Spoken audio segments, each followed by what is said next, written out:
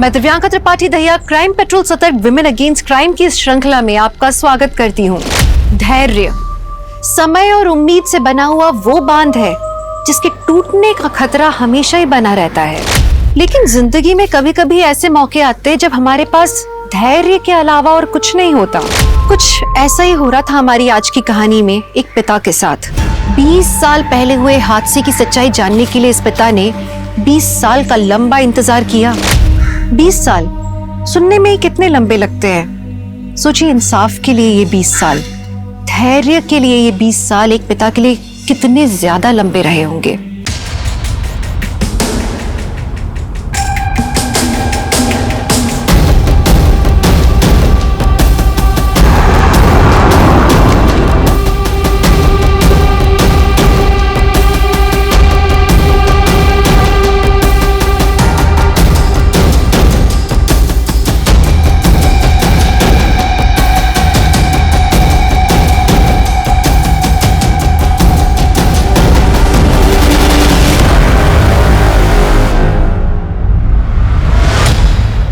इस केस को 20 साल हो गए हैं जेनिफर। इस बार कहां से शुरू करना है? योर ऑनर, फाइल नंबर 1 से। इस केस को उसके अंत तक पहुंचाने के लिए हमें शुरू से शुरू करना पड़ेगा। कौन थी निधि रस्तोगी? 21 साल उम्र की, lady college of art and commerce में पढ़ने वाली, फाइनल ईयर स्टूडेंट या कोई और? योर ऑनर, ये उसकी पर्सनल डायरी है। I would like to read. Sure. Entry date 26 November 1994। आज का मेरा टारगेट कंप्लीट हो गया। मुझे अपने फ्यूचर के लिए और ज्यादा मेहनत करनी होगी। 27 नवंबर 1994। आज का दिन बड़ा अच्छा था। मेरे सेमेस्टर रिजल्ट से पापा बहुत खुश थे। वैसे मैं खुद को तो कॉन्ग्रेचुलेट करना भूल गई। मिसेस डायरी, अब मैं टीचर बन गई हूँ, मैथ्स टीचर। 600 रुपीज सैलरी है मेरी। सिर्फ 100 रुपये अपने लिए रखूंगी और 500 रुपये पापा को दिया करूंगी। I am very happy. Nidhi, ऐसी बहुत सारी पॉजिटिव एंट्रीज हैं, अच्छे थॉट्स। योर ऑनर, निधि की मौत के कुछ हफ्ते पहले से उसी के घर से इस केस की शुरुआत हुई। निधि, अभी ये सब करने की क्या जरूरत है? बाद में करो ना। अरे बस हो गया पापा। अभी जाना जरूरी है क्या? न्यू ईयर मना के जाओ ना। अरे पापा, बस एक बार ग्रेजुएशन कंप्लीट हो जाए और सीए का एग्जाम दे दूं, फिर न्यू ईयर क्या, होली दिवाली सब साथ में मनाएंगे। दीदी, अब निशी क्यों चिल्ला रही है? ये सब छोड़, फटाफट आओ ना। पहले बार चलो। अरे अरे आओ तो सही, तुम चलो तो सही। ये देखो दीदी, ये कितना प्यारा है।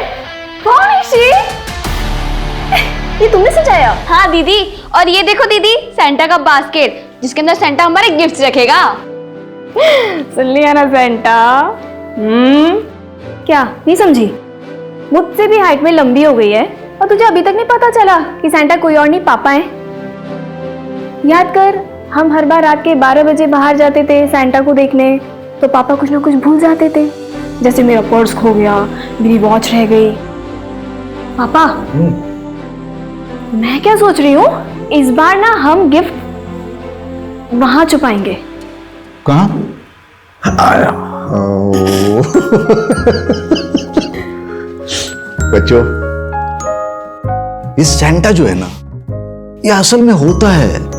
अदरवाइज तुम दोनों जैसा प्यारा सा गिफ्ट मुझे कैसे मिलता? Love you. Love you too papa. Oh my God! क्या? अरे एक बात तो बोलना भूल ही गया मैं। Wish you very happy birthday. Thank you papa. Happy birthday दीदी। Thank you. Happy birthday to you, happy birthday to you.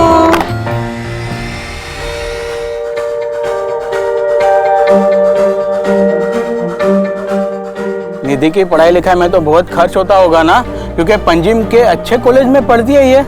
मेरा कोई खर्च नहीं होता, उल्टा 600 रुपए हर महीने निधि मुझे भेजती है। 600 रुपया हर महीने? किस बात के? वो क्या है, निधि जिस कॉलेज में पढ़ती है ना, उनका एक स्कूल भी है, तो वहाँ की मैथ्स की जो टीचर है वो 6 महीने के लिए छुट्टी पे गई हुई है। और निधि का मैथ्स तो तुमको पता है, 99 से नीचे कभी लाया नहीं उसने, तो उन स्कूल वालों ने इसे ऑफर दिया ट्यूशन के लिए। अब नेक्स्ट महीने से कराटे भी सिखाएगी, मतलब सैलरी होगी 1000 रुपया महीना।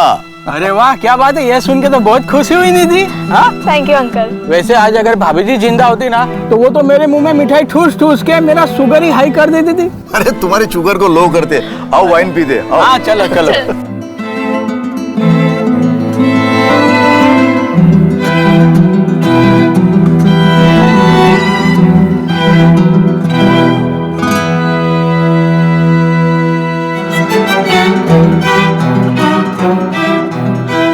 टेक केयर बेटा।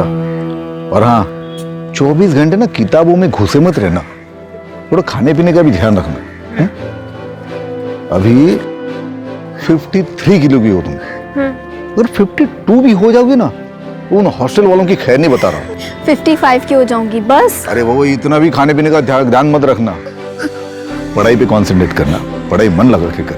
और हाँ, wish you very happy new year in advance. Happy new year in advance papa. Happy new year दी। Happy new year. और हाँ, फोन जरूर करना। हर साल अपने क्लास में आने वाली टॉपर, एक माहिर कराटे फाइटर और उससे भी कहीं ज्यादा हैप्पी गो लकी, एक खुश मिजाज लड़की। योर ऑनर, अगर आज वो जिंदा होती तो उसकी कहानी कुछ और होती, पर अक्सर देखा गया है कि सबसे ज्यादा ब्राइट चमकने वाला हीरा किसी ना किसी की आंख में खटकते रहता है।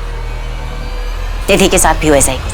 1 2 3 4। हाँ हाँ हाँ हाँ, और ऊपर हाँ। तो आज हम क्लास यहीं पे एंड करते हैं। कल हम शाम को 5 बजे मिलेंगे, 5 PM sharp. Okay, thank you ma'am. Thank you. Hi Nidhi, काफ़ी अच्छा फीडबैक है तुम्हारा, स्टूडेंट्स भी तुम्हें काफ़ी पसंद करने लगे। एक बार अपनी पढ़ाई पूरी कर लो, उसके बाद मैं तुम्हें as senior math teacher promote करवा दूंगा। सैलरी भी अच्छी होगी, साथ में अपना B.Ed भी कर लेना। Thank you very much sir. अरे थैंक यू की कोई बात नहीं, यू डिजर्व इट। अच्छा, तुम्हारे पास मेरा लैंडलाइन नंबर है, कोई भी काम हो कॉल मी एनी टाइम, दिन हो या रात, सोचना मत, just come to my home. Take care. Take care sir. मेरा सामान किसने फेंका? मैंने। जानवी, तुम्हारा प्रॉब्लम क्या है? प्रॉब्लम है ना तू है। ये जो तेरा अटेंशन सीकर वाला एटीट्यूड है ना, ये जरा अपने पास रख। तुम और तुम्हारी प्रॉब्लम्स प्लीज मेरी जगह से निकल जाओ। वरना क्या कर लेगी? हाँ, 2-4 कराटे के मूव्स दिखाएगी। चल दिखा, चल दिखा दिखा दिखा जानवी। ओए, क्या हो रहा है? चलो दोनों अपनी जगह पे। वार्डन दीदी, प्लीज मेरा रूम चेंज कीजिए, मुझे यहाँ नहीं रहना। वार्डन दीदी, आप है ना इसको इस सड़ियल रूम में रहने दीजिए, आप मेरा ही रूम चेंज करवा दीजिए। Janvi, mind your tone.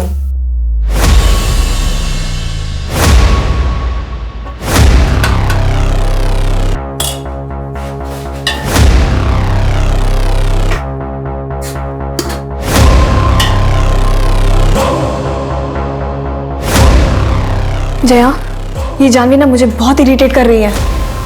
क्यों इसके मुंह लग रही है? इग्नोर कर, तू बस अपने एग्जाम्स पर ध्यान दे।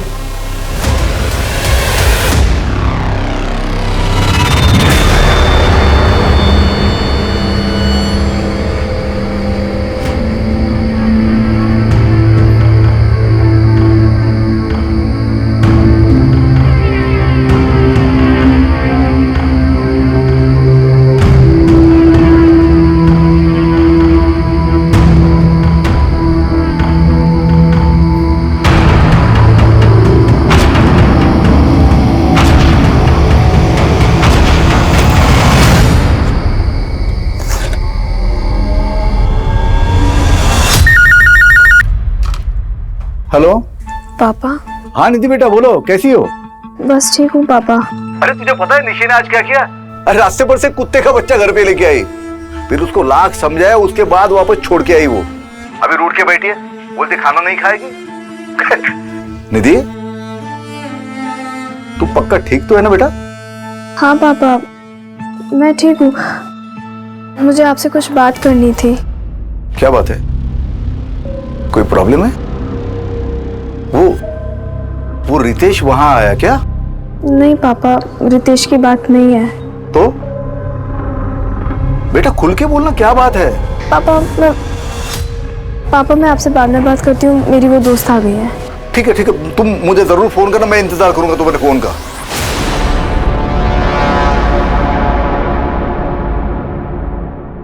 लेकिन निधि का कॉल आया नहीं। अपनी बेटी के साथ हुआ ये फोन कॉल उन दोनों के बीच का आखिरी फोन कॉल था। बेटी के एक फोन कॉल के इंतजार ने उस पिता को लंबे अरसे तक बेचैन रखा था, ये जानने के लिए कि उस रात आखिर क्या हुआ था। लेकिन 20 साल तक चले इस केस की यह भी शुरुआत ही हुई थी।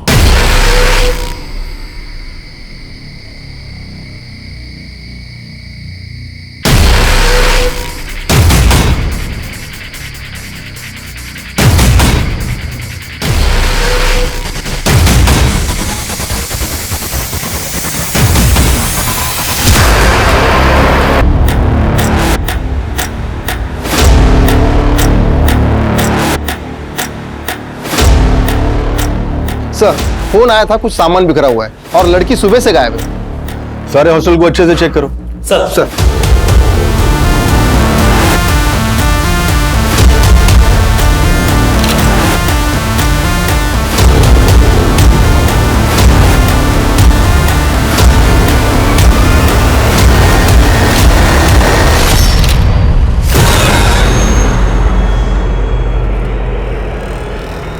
सर, ये चप्पल तो निधि की है। उधर पूरा कमरा अच्छे से चेक करो।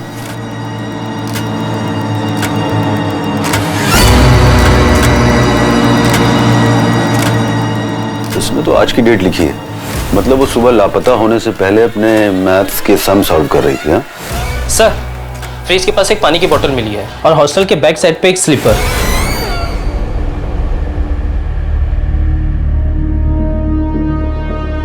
सर, यहाँ मिली है चप्पल।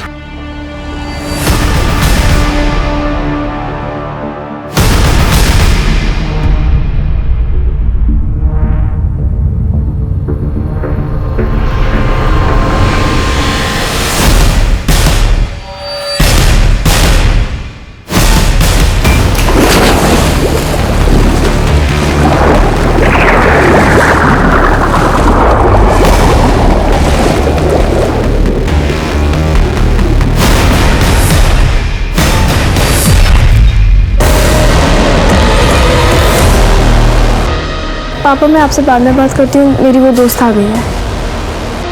निधि, क्या हुआ यार? तू बहुत परेशान लग रही है। नहीं, बस सब ठीक है। क्या बात है? तेरी आंखें क्यों भरी हुई है? पता नहीं यार, मुझे मेरी तबीयत कुछ सही नहीं लग रही। सोच रही कुछ दिनों के लिए घर चली जाऊं। Prosecution witness number 4, Jaya D'Souza, Nidhi की रूममेट और उसकी काफी अच्छी दोस्त। एग्जिबिट नंबर 13, पेज 3, पैरा 5 में दिए हुए उसके स्टेटमेंट के हिसाब से निधि अपनी मौत के 2-3 दिन पहले से काफी अपसेट दिख रही थी। योर ऑनर, हॉस्टल के सारे स्टाफ और स्टूडेंट्स के स्टेटमेंट एग्जिबिट नंबर 13 से एग्जिबिट नंबर 22 के बीच में।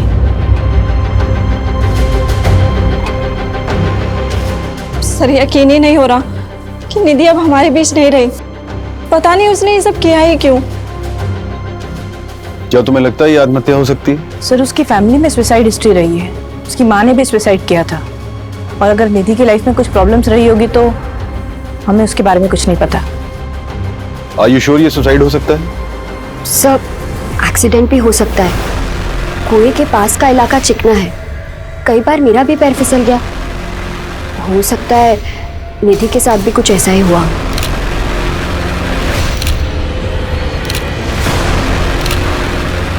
और ये गले के मार्क्स का पिक्चर लेना। बच्ची ने सुसाइड कर लिया। आप कौन? सतीश माथुर, इस इंस्टीट्यूशन का ट्रस्टी। देखिए इंस्पेक्टर, ये जो कुछ भी हुआ है इसे जल्दी से वाइंड अप कीजिए। बच्चे डरे हुए हैं, फालतू का तमाशा हो रहा है। देखिए, हमें शक है ये सुसाइड के अलावा भी कुछ हो सकता है। तहकीकात तो करनी पड़ेगी। ठीक है, जो कुछ भी करना है आधे घंटे में कीजिए और निकलिए यहाँ से। नीलमा जी, बच्ची के परिवार वालों को फ़ोन कर दीजिए, जो भी मदद हो सके कीजिए, थोड़े बहुत पैसे भी दीजिएगा।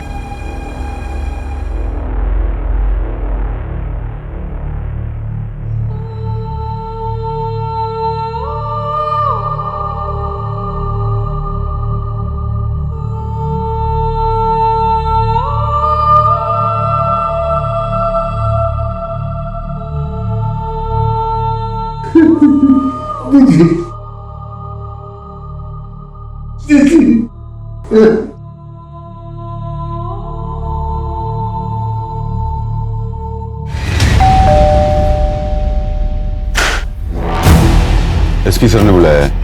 हाँ प्रमोद। जैन सर। जी Jain sir. Yes sir, I'll do that right now sir. Right, thank you sir. हाँ प्रमोद, क्या रिपोर्ट है? सर, आत्महत्या का मामला है। लड़की ने कुएं में कूदकर अपनी जान दी है। किसी बात को लेकर डिस्टर्ब थी, कोई personal issue, may be exam का प्रेशर या फिर किसी लड़के का चक्कर।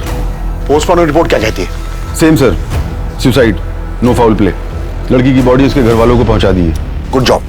ये केस को जल्दी सॉल्व करना हमारे लिए बहुत जरूरी था। बहुत प्रेशर है सर। अब एक काम करो, केस को क्लोज करो और कोर्ट का डेट ले लो। सर लेकिन ये कैसे पॉसिबल है बताइए? It's not possible sir. ये लोग क्या बोल रहे हैं कि मेरी बेटी ने आत्महत्या की? ये पॉसिबल नहीं है। वो तो सीए बनना चाहती थी, उसके हाल ही में मैथ्स के टीचर की जॉब लगी थी, वो बहुत खुश थी सर। वो आत्महत्या क्यों करेगी? देखिए, मैं समझ सकता हूं कि आपके लिए मानना काफी मुश्किल है कि अब आपकी बेटी इस दुनिया में नहीं है, लेकिन सच को तो एक्सेप्ट करना ही होगा। सच ये है कि उसने आत्महत्या नहीं की है। जरूर दूसरी कोई बात है जो आप छुपा रहे हैं मुझसे। अब आप एक काम करिए, उस रितेश को जाके उठाइए। वो मेरी बेटी को परेशान करता था। हाय निधि, कैसी चल रही तेरी सीए की तैयारियां? एकदम अच्छे से। तू कैसा है? अंकल कैसे? अरे एकदम बढ़िया। परसों आ रहे तेरे घर। क्यों? मेरे घर क्यों? अरे हमारी शादी की बात करने। रितेश, मुझे अभी किसी से शादी नहीं करनी। इतनी बड़ी हो गई है, अब कब तक सिंगल रहेगी? और ये शादी के बाद पढ़ाई लिखाई में क्या रखा है? मैं क्या बोल रहा हूँ, मेरे घर में कोई नहीं है, देख लूंगा तुझे। सर मेरी बेटी निधि मुझे हर बात बताती थी। उसने मुझे रितेश के बारे में भी बताया था। तो मैं रितेश के घर गया, उसके बाप के साथ बात की मैंने, तो उस वक्त के लिए तो रितेश चुप हो गया था। लेकिन शायद ये बात उसके मन में घर कर गई हो और उसने बदला ले लिया इस बात का। तो आपके कहने का मतलब यह है कि रितेश सुबह सुबह आपकी बेटी के हॉस्टल पहुंचा, जहां पहले से बहुत सारी लड़कियां थी, और उन सबके बीच वो उसको उठाकर नीचे लाया, उसको मारा और कुएं में फेंक दिया, और किसी ने एक आवाज तक नहीं सुनी। कैसी अजीब बातें कर रहे हैं आप। देखिए, अब आप हमें शांत रहने दीजिए और खुद भी थोड़ा शांति महसूस कीजिए। बेटी मरी है आपकी। महज एक हफ्ते में लोकल पुलिस टीम ने इस केस को आत्महत्या बताकर बंद कर देना चाहा, पर हिंदुस्तान के किसी भी अदालत में यह पहला ऐसा केस था जहां पर अदालत खुद ये मानने के लिए तैयार नहीं थी कि निधि ने आत्महत्या की। कोर्ट का सीधा सा सवाल था कि अगर निधि ने आत्महत्या की है तो हॉल में सामान बिखरा हुआ क्यों है, और उसकी बॉडी पर स्ट्रगल के साइन क्यों हैं। उसके बाद कुल मिलाकर पिछले 15 सालों में 6 टीमों ने इस केस की इन्वेस्टिगेशन की, पर उनमें से कोई भी टीम किसी भी नतीजे पर नहीं पहुंची। फिर स्पेशल यूनिट को यह केस 5 साल पहले यानी कि 2010 में सौंप दिया गया, जिसमें मैं और मेरी टीम अपॉइंट हुए।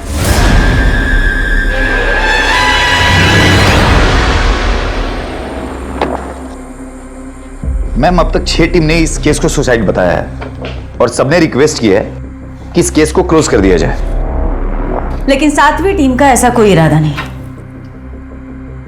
19 जैन 1995 ये वही दिन है ना जिस दिन कुएं से निधि की डेड बॉडी मिली थी। Right ma'am. अगर 1 मिनट के लिए मैं मान भी लेती हूँ कि उसने सुसाइड कमिट किया, तो सुसाइड कमिट करने से पहले वो ये मैथ्स के सम क्यों सॉल्व कर रही थी? मैम, ये रही उसकी डायरी। मैथ्यू, मैं डायरी पढ़ चुकी हूँ। उसकी डायरी के एक भी पेज को देखकर ऐसा नहीं लगता कि वो सैड थी या सुसाइडल टेंडेंसी की थी। हर पेज पर कुछ ना कुछ positive, happy, cute, excited, bright future, bright सोचने वाली लड़की। एक्सेप्ट 16 जैन 1995 उसकी डेड बॉडी मिलने के 3 दिन पहले। 3 दिन पहले से उसने डायरी लिखना बंद कर दिया था। आखिर उन 3 दिनों में ऐसा क्या हुआ था जिसने उसके डायरी लिखने के रूटीन को खत्म कर दिया? इस केस को बीते हुए काफी साल हो चुके हैं, हमें फाइल्स और पेपर्स के अलावा मिलेगा क्या? सच, जिसको तलाशने के लिए मैं यहाँ आई। मैथ्यू, हम माँ बाप अपने बच्चों को अपने से दूर इसलिए भेजते हैं कि वो पढ़ लिख कर हमसे बेहतर करें जिंदगी में। बेचारी 21 साल की बच्ची थी, और जब आपके बच्चे के साथ ऐसा कुछ हो जाए तो आपकी अंदर तक रूह कांप जाती। और उसके पापा को तो पता तक नहीं कि उनकी बेटी के साथ हुआ क्या। क्या ढूंढना चाहती है आप? और आपके बाकी साथियों ने क्या ढूंढा है? यही ना कि मेरी बेटी का किसी के साथ अफेयर था, वो फिजिकल रिलेशन में थी। हर 2-3 साल के बाद कोई ना कोई आता है और हमारे जख्म खुरेद कर चला जाता है। क्यों? हमने मान लिया ना कि हमारी बेटी ने आत्महत्या की है, हो गया ना, बस अब जाइए यहाँ से। आपने भले मान लिया कि आपकी बेटी निधि ने आत्महत्या की थी, लेकिन हम नहीं मानते। हमें पूरा शक है कि निधि की मौत के 3 दिन पहले उसके साथ जरूर कुछ हुआ था, जिसकी वजह से वो बहुत अपसेट थी, खुश नहीं थी। शायद ऐसा कुछ जो 3 दिन बाद उसकी मौत का कारण बना। देखिए रस्तोगी साहब, मैं आपका दर्द समझ सकती हूँ। हम केस सॉल्व करने के बहुत करीब हैं। अगर आप थोड़ी सी मदद करें, थोड़ी हिम्मत दिखाएं, तो आपकी बेटी को इंसाफ जरूर मिलेगा। रस्तु,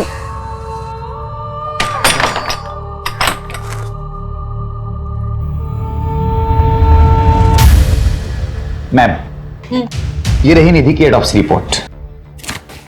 ये फर्स्ट रिपोर्ट और ये डिटेल रिपोर्ट। ऑटोप्सी रिपोर्ट के मुताबिक निधि के सर पर काफी गहरी चोटें थी, 4 चोटें। और इनिशियल इन्वेस्टिगेटिंग ऑफिसर्स की थ्योरी थी कि ये चोटें कुएं में गिरने की वजह से भी आ सकती हैं। तो इस थ्योरी का प्रैक्टिकल करके देख लेते हैं।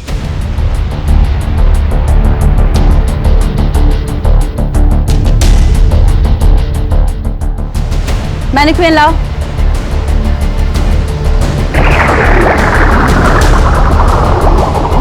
सर, एक तरफ अगर एक कॉन्शियस इंसान पानी में डूबने से मरे और दूसरी तरफ एक अनकॉन्शियस इंसान पानी में डूबकर मरे, तो दोनों ही हालातों में काफी फर्क होता है।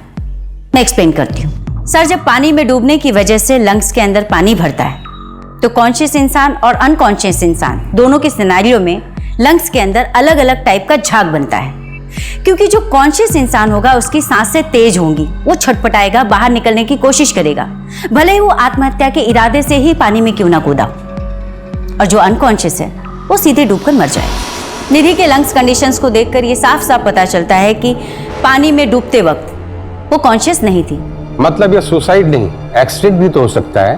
पैर फिसल गया हो, चोट लग गई हो और गिर गई हो। एक्सीडेंटली कुएं में गिरने की वजह से अगर किसी को चोट लगेगी तो 1 या 2 बार लगेगी, 4 बार नहीं। अगर 4 बार लगी तो कैसे? सर, इतने सालों बाद उस कुएं या उस हॉस्टल से कुछ भी मिल पाना इम्पॉसिबल था। इसलिए इस केस को सिर्फ लॉजिकल इन्वेस्टिगेशन के अप्रोच से ही सॉल्व किया जा सकता है। इसलिए मैंने और मेरी टीम ने पुरानी रिपोर्ट्स में दी गई जानकारियों के हिसाब से इस केस को रीइमेजिन करने की कोशिश की।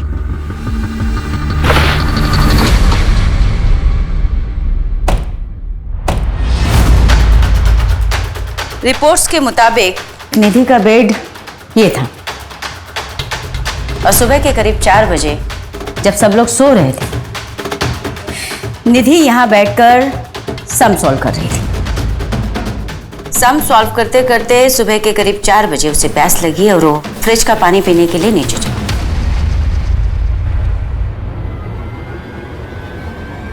जया के दिए हुए स्टेटमेंट के हिसाब से जया सो रही थी, पर उसने निधि को कमरे से बाहर निकलते हुए देखा। इसका मतलब निधि कमरे से निकलकर पानी पीने के लिए मेस की तरफ गई होगी।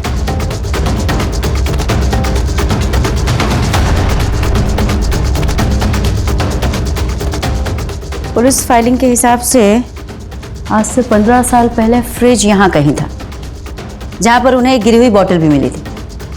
शायद वही बोतल जिससे निधि ने पानी पिया होगा, जबकि वो पानी पीने के लिए अपने कमरे से सुबह 4 बजे नीचे उतरी, यानी कि 2 घंटे। इन 2 घंटों में उसके साथ क्या हुआ? 1 मिनट के लिए मान लेती हूँ कि उसकी हत्या 20 से 30 मिनट में हुई, फिर भी बचे 1.5 घंटे। 1.5 घंटे निधि कहाँ थी? मैम, रिपोर्ट के मुताबिक नीलिमा इस कमरे में रहा करती थी।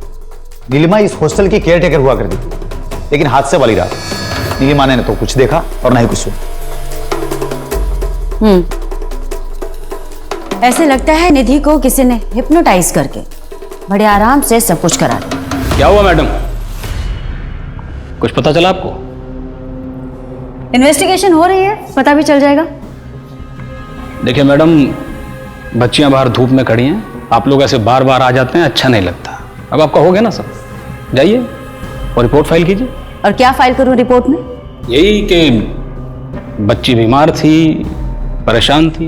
तो आप ही हैं जो अभी तक सबको नरेशन देते आए हैं। ये इसका मतलब आप ही का हाथ है मर्डर? अरे मैडम, मर्डर वर्डर कुछ हुआ ही नहीं था, और मुझ पर इल्जाम लगाने से पहले अब सबूत लेकर आई। आपसे पहले भी बहुत टीमें आई, खूब छानबीन की, हीरो बन गए सब लोग। फाइनली केस क्लोज करके चले गए ना, आप भी चली जाएंगी।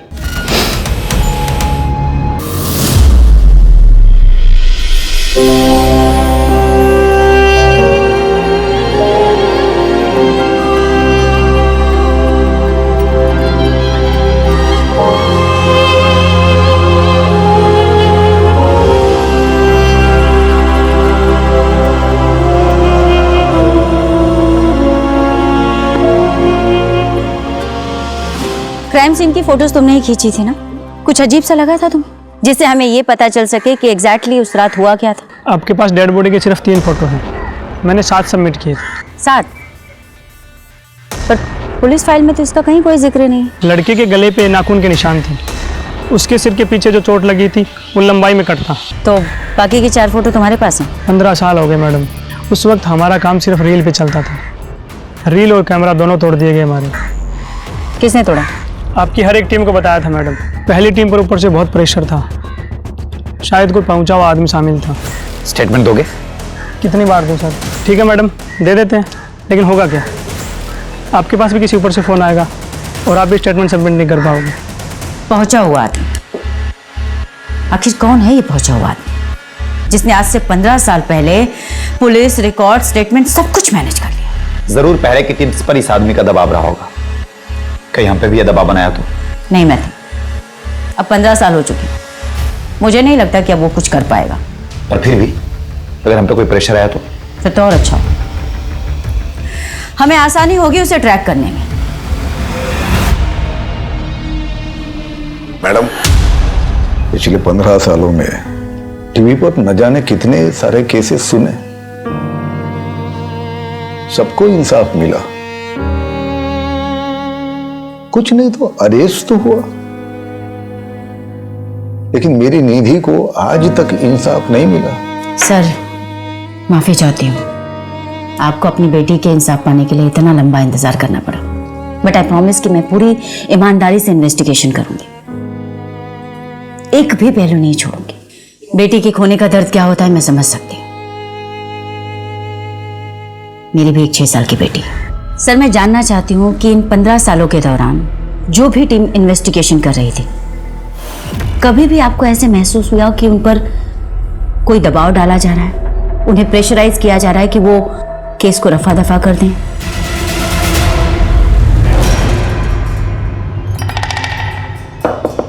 सर, अरे आप मेरे घर पे आ गए, आप पुलिस स्टेशन में आइए।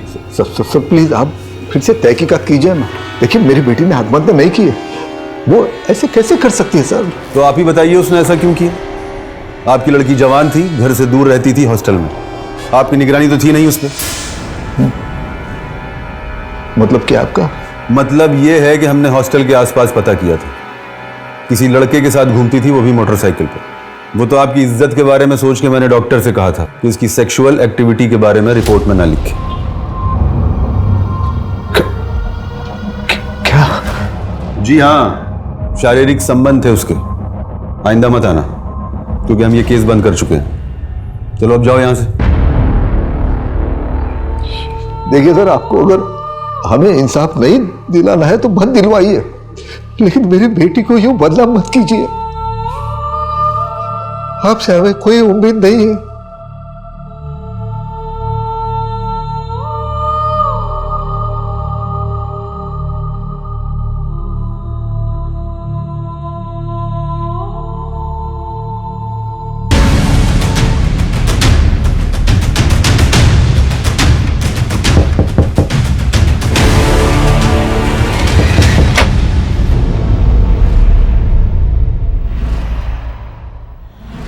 फिर नई टीम, आप भी तहकीकात कर लीजिए, लेकिन होने वाला कुछ नहीं है। हमने जो चार्जशीट फाइल की थी वही एक्यूरेट थी मैडम। निधि रस्तोगी केस में काफी मेहनत की है तुमने। Thank you. थैंक यू किस लिए? मैं यही पूछने आई हूँ कि इतनी मेहनत किस लिए की? डेफिनेटली केस सॉल्व करने के लिए तो नहीं की। मैं कुछ समझा नहीं मैडम। प्रमोद, लगता है तुम्हें तुम्हारी भाषा में समझाना पड़ेगा। प्रमोद, ये बात तुम भी जानते हो और मैं भी कि निधि ने आत्महत्या नहीं की थी, बल्कि उसका खून हुआ था।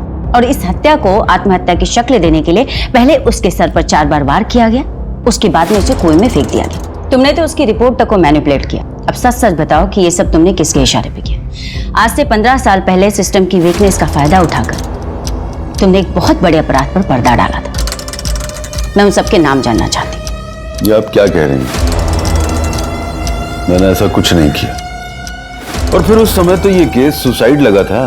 प्रमोद, निधि का अपने कमरे से निकलकर नीचे मेस रूम तक जाने और उसकी डेथ के टाइमिंग के बीच में 1.5 से 2 घंटे का गैप है। मैं जानना चाहती हूँ कि इस 1.5-2 घंटे के बीच में क्या हुआ था। आत्महत्या करने से पहले लड़की सोच रही होगी कि उसे क्या करना है, कैसे करना है। और वहाँ हॉल में जो सामान बिखरा था वो उसने कुछ किया होगा, कुछ सोचा होगा। भाई उस समय तो सीसीटीवी कैमरे भी नहीं होते थे। अच्छा, तो तुम सिर्फ सीसीटीवी के बिहाफ में इन्वेस्टिगेशन करो। गुड, जल्दी ही मुलाकात हो अरेस्ट वारंट के साथ।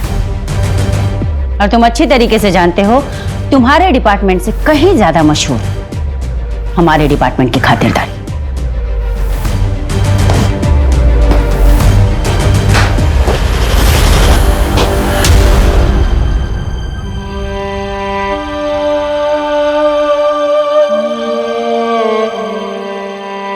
पापा, मैं ना ये सब उंगलियों पे जोड़ जोड़ के ना तंग आ गई हूँ। प्लीज सैंटा को बोलो ना इस बार एक कैलकुलेटर गिफ्ट कर दे। निधि बेटा, ये तुम्हारा कैलकुलेटर। अरे हाँ, इस केस में एक नई ऑफिसर आई है। हाँ, जानता हूँ, कहीं आए कहीं गए, और मैं हर बार उम्मीद लगा लेता हूँ। क्या करूँ बेटा, आगे ही नहीं जा पा रहा हूँ। बस इतना जानना चाहता हूँ कि उस रात को क्या हुआ था, तो मुझे फोन पर क्या बताने वाली थी? पापा,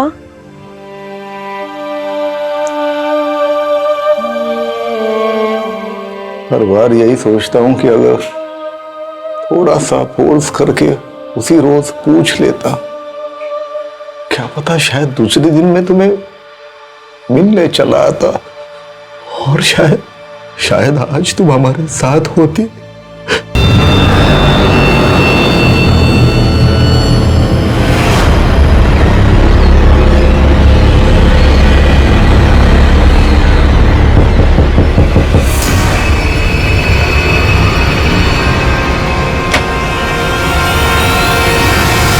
आप यहाँ?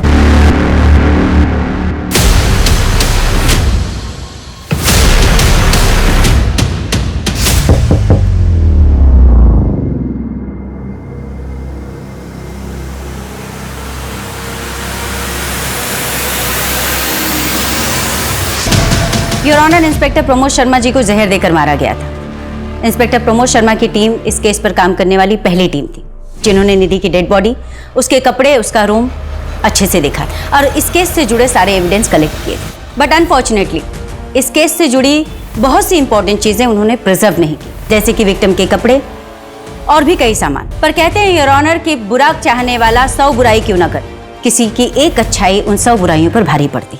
योर ऑनर, ये रहा पीयूष नायक का स्टेटमेंट और उसके खींचे हुए फोटोग्राफ्स।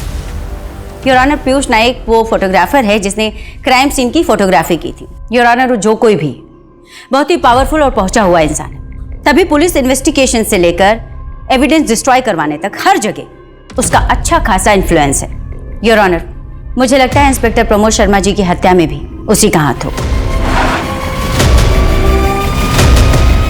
जानवी जी, हमें पता चला है कि निधि के साथ आपकी बहुत अच्छे से बनती नहीं थी। तो 15-20 सालों बाद आप मेरे पास आ गई। आपको पता है मेरे पिताजी मंत्री हैं, वो भी पिछले 25 सालों से। आप गलत जगह हाथ डाल रही हैं। आई एम सो सॉरी, हमारे प्रोफेशन का हिस्सा है इंक्वायरी करना, सो वी आर हियर। वैसे आपके पिताजी काफी अच्छी पहुंच रखते हैं, पैसे वाले भी आप। अब आप सही समझ रही हैं। आपको कुछ जरूरत हो तो बताइए। जी नहीं, थैंक यू। मैडम जी, चाय तो पी के जाइए। नेक्स्ट टाइम पक्का। इसके बाप की कुंडली निकलवाओ।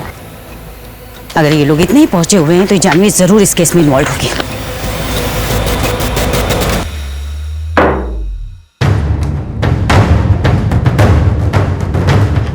जानवी की बात के बारे में कुछ पता चला? खबरी नेटवर्क एक्टिव है, बहुत जल्द पता चल जाएगा। कहाँ पता चलेगा मैथ्यू? हम जितनी इन्वेस्टिगेशन करते जा रहे हैं, हर लीड हमें डेड एंड की तरफ लेके जा रही है। हर कोई कहता है कोई पहुंचा हुआ आदमी इन्वॉल्व है, पहुंचा हुआ आदमी इन्वॉल्व है। कौन है ये पहुंचा हुआ आदमी? हमें ये पता कैसे चलेगा? मैथ्यू 1995 और उसके 2-4 साल आगे पीछे की सभी फाइल, सभी न्यूज़पेपर, सभी मैगजीन्स खंगालो और पता करो कि उस वक्त पंजिम में कौन से ऐसे बड़े लोग थे जो चर्चा का विषय थे या चर्चित थे। ऐसे तो कई सारे नाम मिलेंगे, किस किस से बात करें? करेंगे, सभी से बात करेंगे। मैम, मुझे नहीं लगता कि इस केस में हम लोगों को कुछ मिलने वाला है। नहीं मैथ्यू, कभी कभी बड़े से बड़े ताले को खोलने के लिए ना एक छोटी सी चाबी की जरूरत होती है। हमें भी बस वो छोटी सी चाबी चाहिए, ताला अपने आप खुलेगा।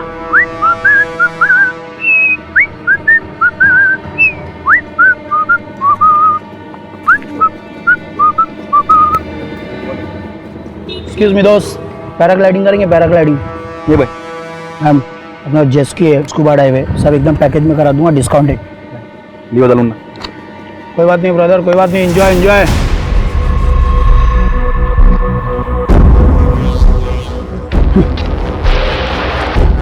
अब घर पे उड़ के जाना।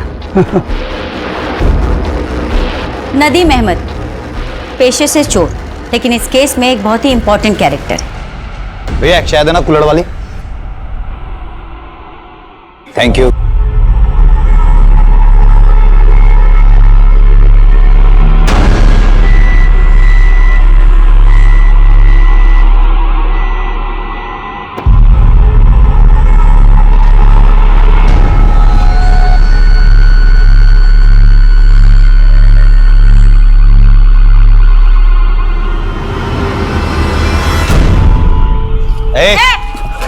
भागता कहाँ है? मैंने कहा था ना, ये चोर नहीं जादूगर है।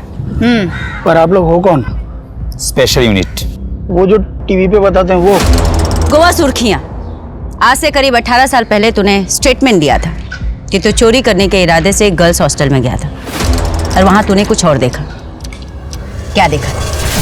नदीम अहमद एक चोर का कैरेक्टर क्वेश्चनेबल है। योर ऑनर, पिछले 20 सालों से जिस केस में कोई जवाब नहीं मिला, वहां पर चीजें क्वेश्चनेबल तो दिख रही हैं। वैसे हमने इस चोर पर आंख बंद करके भरोसा नहीं किया है। नदीम, कहाँ है तुम्हारा बंदा? वो देखो मैडम, आ गया। मैडम ये असलम है, न्यूज़पेपर और दूध बेचने का काम करता था।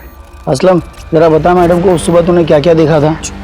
गर्ल्स हॉस्टल के अंदर मैम मर्दों का जाना एकदम से मना था, यहाँ तक कि मुझे पैसे देने भी गेट पर ही आते थे। उस रात मैंने देखा कि एक आदमी हॉस्टल के पीछे की तरफ जा रहा था। बहुत अंधेरा था तो ठीक से देख नहीं पाया। मुझे लगा किसी लड़की का किसी लड़के के साथ चक्कर होगा। बाद में मैम मुझे पता चला कि वहाँ कुएं से किसी की लाश मिली थी। मैम ये केस तो कहीं और मुड़ गया है। जानवी के पिता की कुंडली भी हाथ लग गई है और जानवी की माँ की ये दूसरी शादी है। शादी 15 साल पहले हुई थी और ये आदमी जानवी को गोद लिया हुआ था। असलम और नदीम के दिए हुए स्टेटमेंट के बेस पर हम निधि को इंसाफ नहीं दिला पाएंगे। It will be very difficult. इस मर्डर के पीछे इन दोनों का भी तो हाथ हो सकता है ना? I don't think. इससे लोगों के बीच ये बड़े नाम इन्वॉल्व क्यों होंगे? इनके साथ तो बहुत आसान होता है ना, इन्हें लॉकअप में डालो, केस बंद। इस केस को सिर्फ इसलिए बंद किया गया है ताकि कॉलेज का नाम ना खराब हो और सिक्योरिटी वाले पे सवाल ना उठे। निधि जिस कॉलेज में पढ़ती थी और जहां पर पढ़ाती थी वो पणजी के बड़े इंस्टीट्यूट्स में आते हैं और ऐसे इंस्टीट्यूट अक्सर अपने एनुअल डे फंक्शन पर बड़ी हस्तियों को एज ए चीफ गेस्ट बुलाते हैं। पता करते कि पिछले 4-5 सालों में कौन कौन से लोग एज ए चीफ गेस्ट यहाँ पर आए हैं। 4 साल यानी कि निधि की हत्या के पहले से। 1990 से शुरू करते हैं।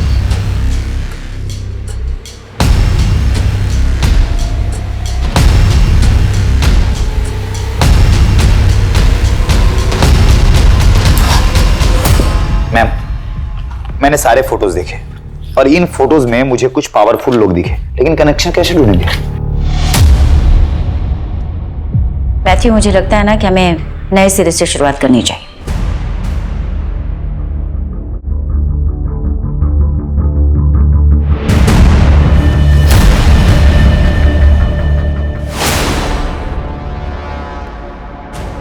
मैथ्यू, ये फर्स्ट ऑटोप्सी रिपोर्ट का सिग्नेचर और ये डिटेल ऑटोप्सी रिपोर्ट की signature, there is a little difference. थोड़ा मैन्यूट सा फर्क है।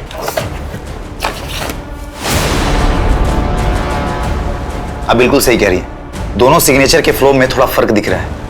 लगता है किसी दूसरे ने की है इस सिग्नेचर।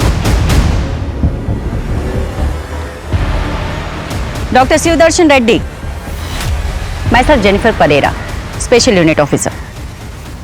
निधि रस्तोगी केस याद होगा आपको? बराबर याद है। 20 साल से वेट कर रहा हूँ, कोई तो आएगा मेरे पास इन्वेस्टिगेशन करते हुए। आजकल जहाँ टेक्नोलॉजी से लेकर सिक्योरिटी तक सब कुछ इतना एडवांस हो चला है, फिर भी कई केसेस में मैनिपुलेशन होता रहता है। तो इमेजिन कीजिए 20 साल पहले क्या कुछ नहीं होता होगा। आपका मतलब है इस केस की पोस्टमार्टम रिपोर्ट के साथ भी मैनिपुलेशन हुआ? रेप, उस बच्ची के साथ रेप हुआ था। तो ये बात ऑटोप्सी में क्यों नहीं लिखी गई? लिखी गई थी, मगर कोई तो था जो ये चाहता था कि रिपोर्ट से ये सब कुछ मिटा दिया जाए। क्या आप हमें उसका नाम बता सकते हैं? जी नहीं, हम पे वो प्रेशर पुलिस टीम के थ्रू डाला जाता था। आपके इन्वेस्टिगेशन ऑफिसर्स इस केस को सुसाइड केस बताकर हमेशा के लिए क्लोज कर देना चाहते थे। क्या आप स्टेटमेंट देंगे? निधि रस्तोगी केस में आप भी इन्वॉल्व थे ना? मैं जानना चाहती हूँ कौन प्रेशराइज करवा रहा था? कौन नहीं करवा रहा था प्रेशराइजमेंट, बस सभी तो लगे हुए थे इस केस को खत्म करने में। मुझे भी धमकियां मिली, 21 साल की बच्ची थी वो। आपने भी तो प्रेशराइज किया था डॉक्टर रेड्डी को, नहीं? उदय जी, आई कैन अंडरस्टैंड, उस समय आपके पास पावर नहीं थी, पर आज मैं आपको पावर दे रही हूँ, आप रिवॉल्व कर सकते हैं। देखिए, एक एक्स गवर्नमेंट ऑफिसर की स्टेटमेंट बहुत मैटर करती है। अगर आप अपनी स्टेटमेंट दे दें तो एक परिवार को जस्टिस मिल जाएगा। नहीं मिलेगा जस्टिस मैडम, मैंने गिल्ड में रिजाइन दे दिया, लेकिन प्रमोद सर के साथ जो हुआ उसके बाद मुझे अपने और अपने परिवार की सिक्योरिटी के बारे में सोचना था। मैं गारंटी देती हूँ आपकी सिक्योरिटी की। 20 साल से एक बाप वेट कर रहा है जिसे पता ही नहीं कि उसकी बेटी के साथ हुआ क्या था, क्या हुआ था उस रात। अगर आप हिम्मत करेंगे तो उस बाप को जस्टिस मिल जाएगा। सॉरी मैडम, मैं सिर्फ इतना ही बोल सकता हूँ कि जो लोग इस केस में इन्वॉल्व है वो इस केस में जस्टिस नहीं होने देंगे।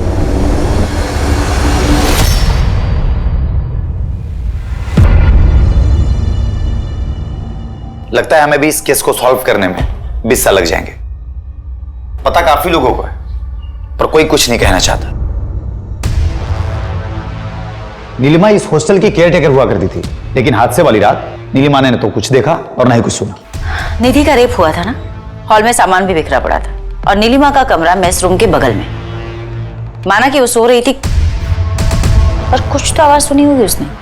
मैथ्यू, वो नीलिमा की फाइल देना, उसकी पिक्चर सर। ये रही।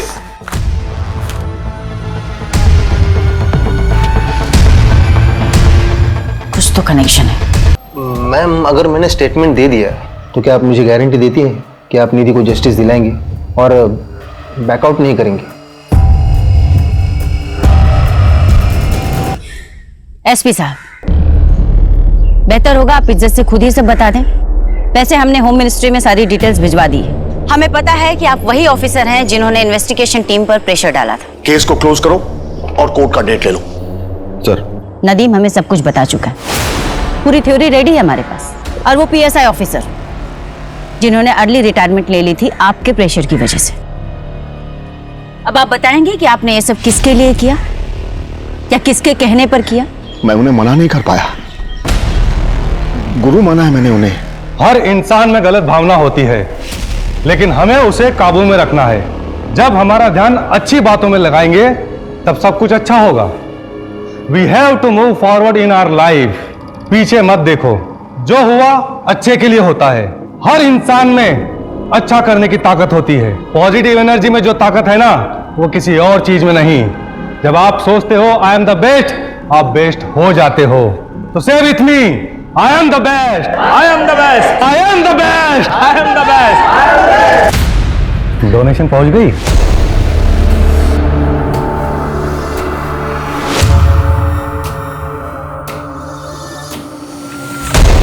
गुरुजी उस दिन किसी को भी याद कर सकते थे, लेकिन उन्होंने मुझे बुलाया। मेरे तो भाग्य ही खुल गए। मैं उन्हें मना कैसे कर सकता था?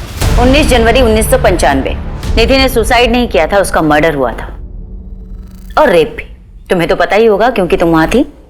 अगर तूने अपना मुंह किसी के सामने खोला ना, तो तेरी बदन की सारी हड्डियां इतनी बार तोड़ूंगी कि डॉक्टर भी गिनते रह जाएगा। जिंदगी में बहुत कुछ पाना चाहती हो तुम, लक्ष्य होना जरूरी है। और तुम वहां तक पहुंचोगी भी, लेकिन तुम्हें वहां तक पहुंचने के लिए मेरी जरूरत पड़ेगी। और जब भी तुम्हें मेरी मदद लगे, मेरे घर चले आना, मैं तुम्हारी मदद करूंगा।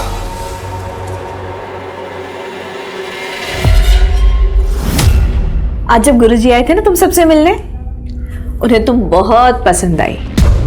पता है इतनी छोटी सी उम्र में तुझे प्रिंसिपल बनाने का सोच रहे हैं। 6,000 रुपए महीने कमाएगी तू, लाइफ तो सेट है तेरी। फिर अपनी छोटी बहन को भी ले आना, गुरुजी का दिल बहुत बड़ा है, उसे भी आशीर्वाद दे देंगे। दिमाग खराब है तेरा, मैं ना तुम सबके पोल खोल दूंगी। सबको पता चलना चाहिए कि यहाँ पे क्या चालू है, ताकि कोई अपनी बेटी बहन यहाँ ना भेजे। तो उसने मना किया इसलिए मार दिया उसे? नहीं, इसलिए नहीं। तो किस लिए मारा था? क्या हुआ था उस रात? सर, निधि एक कराटे चैंपियन थी। इन्हें पता था कि उसके होश में रहते ये उसका कुछ नहीं बिगाड़ सकते। इतना ही नहीं, इस केस से जुड़े सारे एविडेंस डिस्ट्रॉय किए, जिसकी वजह से इस केस को सॉल्व होने में 2 दशक यानी कि पूरे 20 साल लग गए। और इन्हीं लोगों ने इंस्पेक्टर प्रमोद शर्मा को भी जहर देकर मार डाला। और ये सब सिर्फ इसलिए क्योंकि 16 जनवरी 1995 को यानी अपनी मौत से ठीक 3 दिन पहले निधि गलत समय पर गलत जगह जा पहुंची, जहां पर उसने कुछ गलत होते देखा। स्पेशल यूनिट के इन्वेस्टिगेशन को सुनने के बाद अदालत इस नतीजे पर पहुंची है कि निधि रस्तोगी ने आत्महत्या नहीं की थी, बल्कि उसकी हत्या हुई थी। 21 साल की निधि रस्तोगी, जिसके आगे पूरी जिंदगी थी, जो अपने सपनों को पूरा करने के लिए पूरी मेहनत कर रही थी, उस बच्ची की हत्या के इल्जाम में ये कोर्ट नीलिमा पेंडेकर, संजय शर्मा और कमल जैन को उम्र कैद की सजा सुनाती है।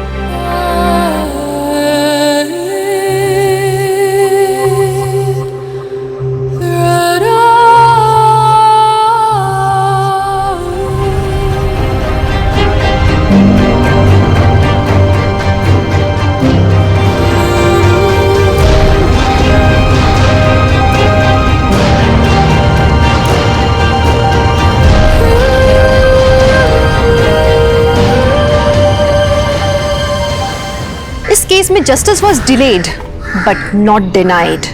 20 साल लगे, लेकिन एक ऑनेस्ट ऑफिसर और उनकी टीम की वजह से एक पिता का लंबा इंतजार खत्म हुआ। तो चलिए, त्वरित इंसाफ की आशा के साथ मैं दिव्यांका त्रिपाठी दहिया आपसे विदा लेती हूँ। फिर मिलूंगी एक नए केस के साथ। तब तक देखते रहिए क्राइम पेट्रोल सतर्क, विमेन अगेंस्ट क्राइम। एक औरत पर वार, अब हर औरत का भार। जय हिंद।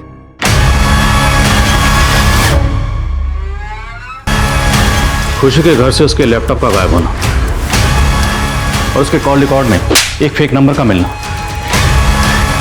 खुशी किसी बड़ी साजिश का शिकार हो रही थी।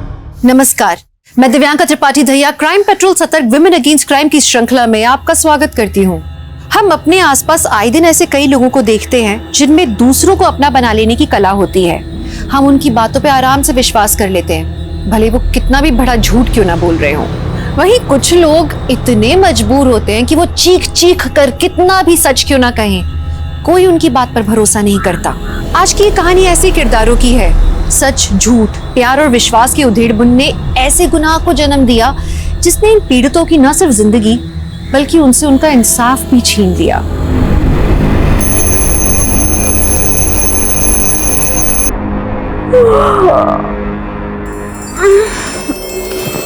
Good morning Sunny,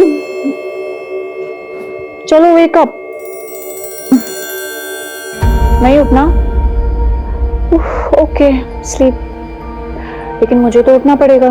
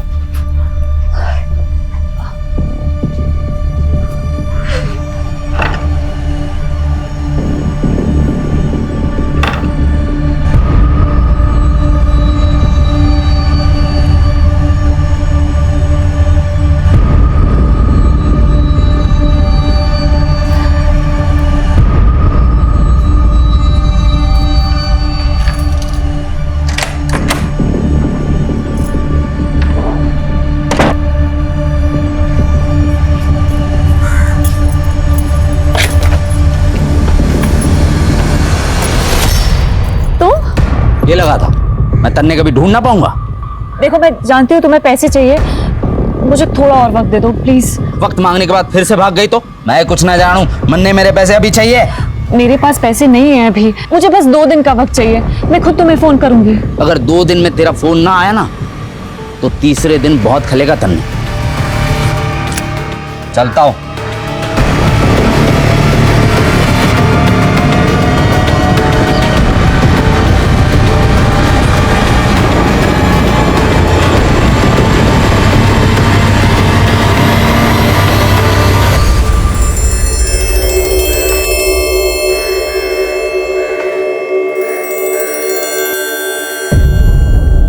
Roshni please, ये गहने गिरवी रख के मुझे शर्मिंदा मत करो।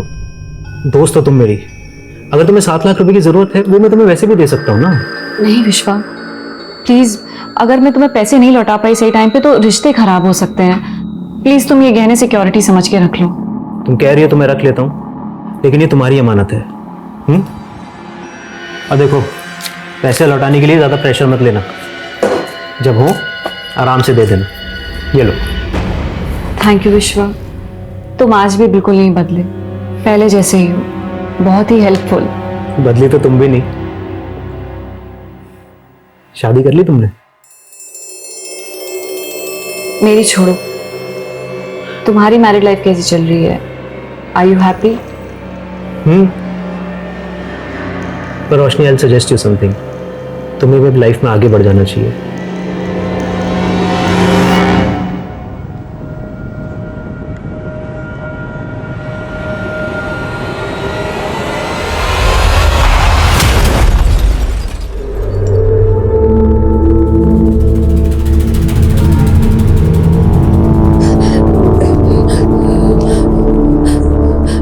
Hello, police station.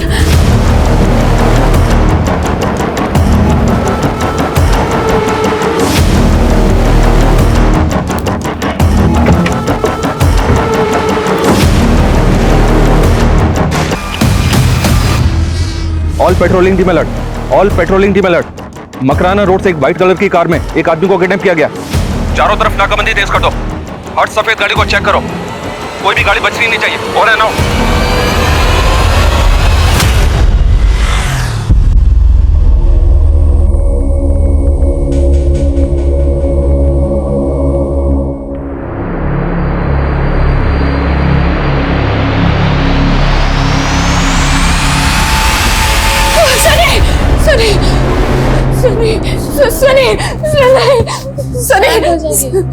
Hold down.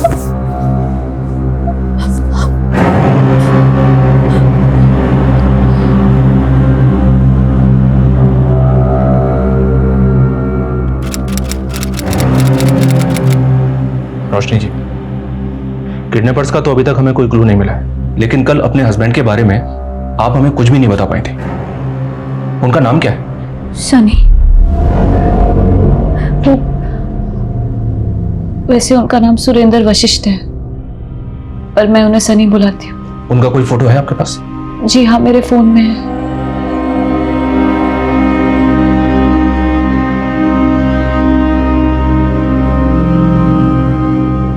क्या हुआ? फोटोज नहीं मिल रहा। ठीक है, आप उनका मोबाइल नंबर दीजिए। उन्हें मोबाइल रखना पसंद नहीं, कहते हैं मोबाइल ने हमारी जिंदगी अशांत कर दी है। बहुत सरल स्वभाव के हैं सर मेरे हस्बैंड, और किसी ने उन्हें। करते क्या हैं आपके हस्बैंड? जिग्मा इंटरनेशनल कंपनी में काम करते हैं सर, अक्सर बाहर ही रहते हैं, यूएसए में। कल ही मैं गई थी एयरपोर्ट उन्हें रिसीव करने, और फिर उसके बाद किसी ने उन्हें किडनैप कर लिया। देखिए रोशनी जी, बिना सुरेंद्र के फोटो के हमारे लिए उसे ढूंढना बहुत मुश्किल होगा। अच्छा, आपके घर पे उनका कोई फोटो तो होगा ना?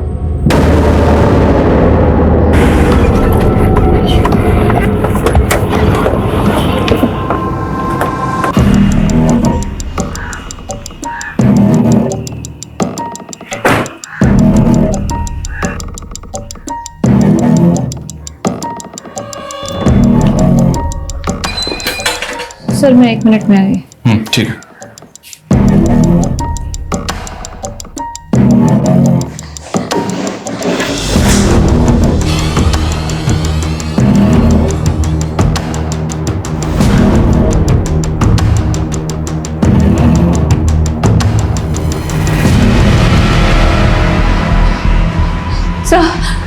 सर ये है मेरे पति का फोटो। और कोई फोटो नहीं है आपके पास? सर बहुत सारी फोटो थी पर अभी मिल नहीं रही है सर। सर यही फोटो है सर, प्लीज मेरे पति को ढूंढिए सर। हम पूरी कोशिश कर रहे हैं। आपको किसी पे कोई शक है? मेरे पापा सर, मेरे पापा मेरे हस्बैंड को बिल्कुल पसंद नहीं करते थे। बस बहुत होगी तेरी बकवास, अब मैं तेरी एक नहीं सुनने वाला। तेरी शादी उसी लड़के से होगी जिसे मैंने पसंद किया है। पापा मैं सनी से प्यार करती हूँ, अगर आप लोग नहीं माने ना तो मैं सनी के साथ भाग जाऊंगी। फिर मैं अपने घर से भाग गई और मैंने सनी से शादी कर ली। लेकिन आपके हस्बैंड का तो किडनैप हुआ है ना, और आपके 7 लाख रुपए भी लूटे गए। क्या आपको वाकई में ऐसा लगता है कि आपके फादर ऐसा कर सकते हैं? आपको अंदाजा नहीं है मेरे फैमिली वाले क्या क्या कर सकते हैं। आपके पति सुरेंद्र की फैमिली वो कहाँ रहती है? सर सनी अनाथ है, वो बचपन से ही अनाथ आश्रम में पले बढ़े हैं। उनका मेरे अलावा और कोई नहीं है सर, प्लीज उन्हें ढूंढिए सर, प्लीज।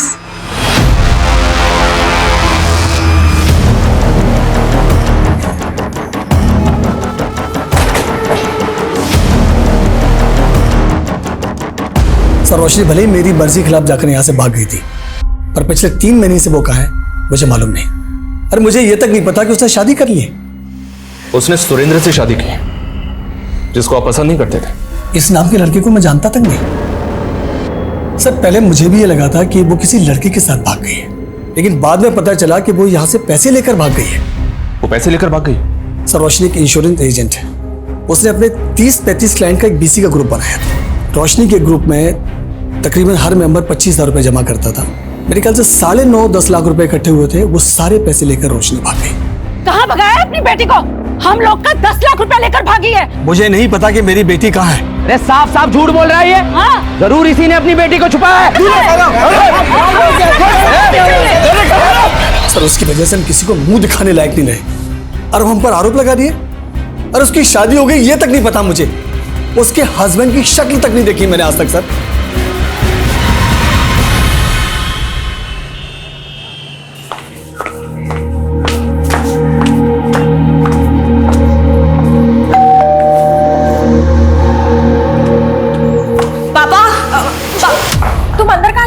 ये घर अभी तक पापा का है, तुम मुझे ऐसे अंदर आने से रोक नहीं सकती हो। खुशी तुम मुझे गलत समझ रही हो, तुम्हारे पापा सच में घर पर नहीं है, तुम बाद में आ जाना।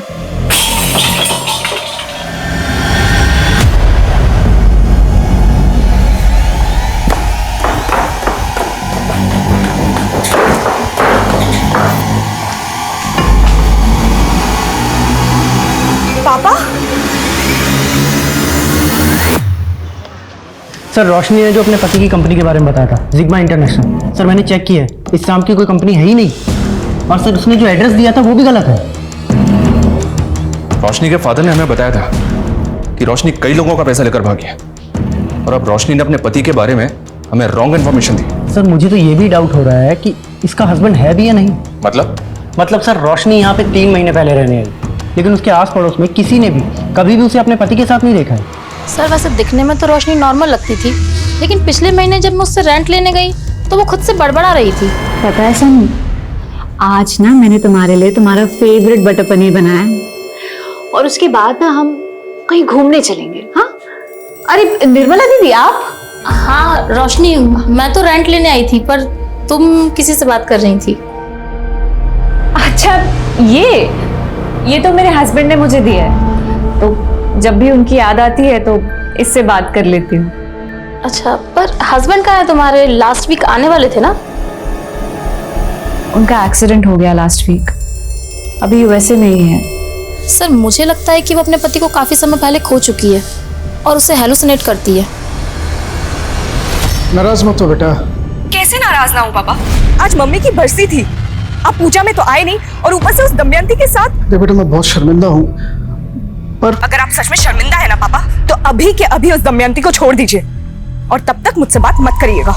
सर मैं किसी का पैसा लेके नहीं भागी थी, बल्कि शादी करने के लिए मुझे मेरे ही घर से भागना पड़ा था, और नई लाइफ शुरू करने के पीछे कुछ पैसे खर्च भी हो गए सर, इसीलिए 7 लाख रुपए उधार लिया था, जो कि उस रात किडनैपर्स ने लूट लिया। लेकिन किडनैपिंग हुई थी इसका तो अभी तक कोई प्रूफ नहीं मिला, और आपके हस्बैंड हैं इसका भी कोई प्रूफ नहीं है। ये क्या कह रहे हैं सर आप? जी हाँ, हमने ये भी चेक किया है कि सुरेंद्र नाम के किसी भी आदमी ने उस दिन जयपुर एयरपोर्ट पे लैंड नहीं किया।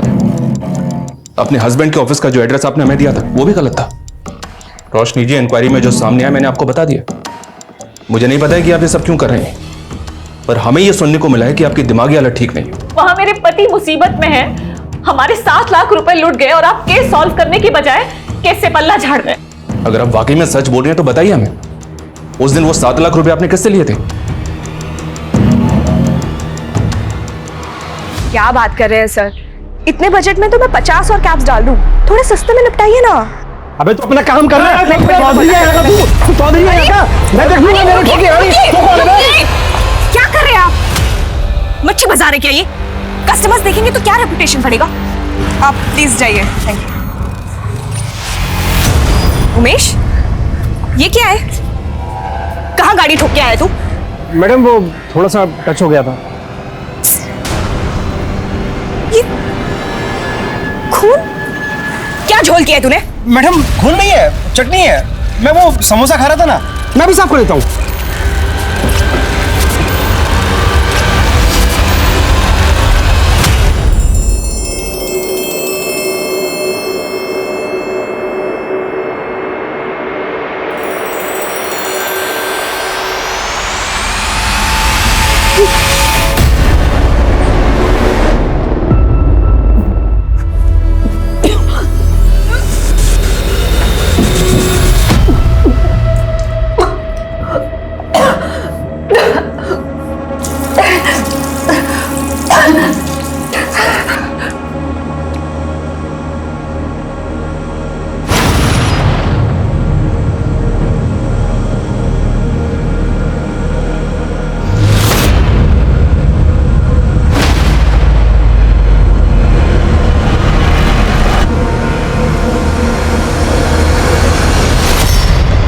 खुशी, पिछले 3 महीने से तुम्हारी 3 गाड़ियों की EMI नहीं पहुंची है। मालूम है ना, अगर किसी की 2 EMI बाउंस होती है तो गाड़ी उठा लेता हूँ मैं। वो तो तुम हो, इसलिए बताने आया हूँ। ये सब बिल्कुल भी नहीं चलेगा। ये क्या कह रहे हो रौनक? मेरी कोई भी EMI बाउंस हुई ही नहीं है। मैसेज चेक नहीं करती होगे? पर मेरे पास ऐसा कोई SMS आया ही नहीं है और मेरे अकाउंट में इतना बैलेंस है कि EMI बाउंस हो ही नहीं सकता। देखो, अगर बिजनेस नहीं संभाला जा रहा है ना तो बंद कर दो। और वैसे भी औरतों को ना ये मर्दों के काम सूट नहीं करते। वो तो मेरे दिल में हमेशा से ही औरतों के लिए एक सॉफ्ट कॉर्नर रहा है। इसलिए कह रहा हूँ कि सेटलमेंट कर लो, संभाल लूंगा मैं। हाँ सर, रोशनी उस दिन मुझसे 7 लाख रुपए उधार लेकर गई थी, लेकिन इसके बदले में जो गहने उसने मेरे पास रखवाए थे सर, मैंने चेक किया वो गहने नकली हैं। What? नकली गहने? इसका मतलब उसने तुमको भी चीट किया? सर मुझे भी भरोसा नहीं हो रहा है, लेकिन यही सच है। रोशनी को तुम कब से जानते हो? सर कॉलेज टाइम से। तब तो तुम ये भी जानते होगे कि उसने शादी किससे की? शादी? नहीं सर, जहां तक मुझे पता है रोशनी ने शादी नहीं की थी। इनफैक्ट वो तो क्या? रुक क्यों गए? बोलो। सर बात दरअसल ये है कि रोशनी शुरू से ना थोड़ी सी सनकी है। वो मुझसे एक तरफा प्यार करती थी। तुम मुझे मना कर रहे हो? विश्वा, अगर तुमने मुझसे शादी नहीं की ना तो मैं अपनी जान दे दूंगी, बता रही हूँ, और इसके जिम्मेदार तुम होगे। रोशनी प्लीज, सब लोग देख रहे हैं, समझने की कोशिश करो। हम दोनों एक दूसरे के लिए नहीं बने हैं। रोशनी, मैं तुम्हें अच्छा दोस्त समझता हूँ और हमेशा रहूंगा। सर मैं बड़ी मुश्किल से उसे मना कर पाया था, लेकिन इतने सालों बाद वो मुझसे 7 लाख रुपए उधार मांगने आई थी। सर मैंने देने में 1 मिनट भी नहीं सोचा, लेकिन मुझे ये बात बिल्कुल समझ में नहीं आ रही है सर कि उसने मुझे नकली गहने क्यों दिए।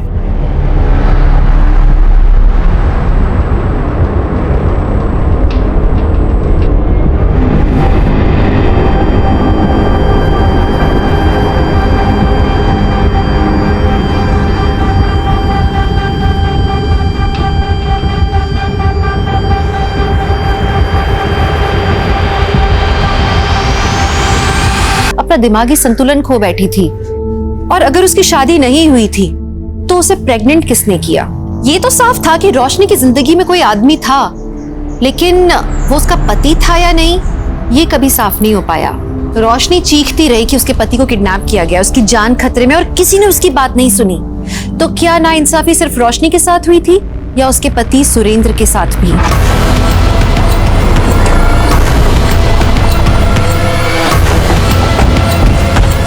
चलिए हटिए, पीछे हटिए, पीछे हो जाइए। चलो पीछे हो जाओ, पीछे हो जाओ। चलिए पीछे हटिए, पीछे हटिए।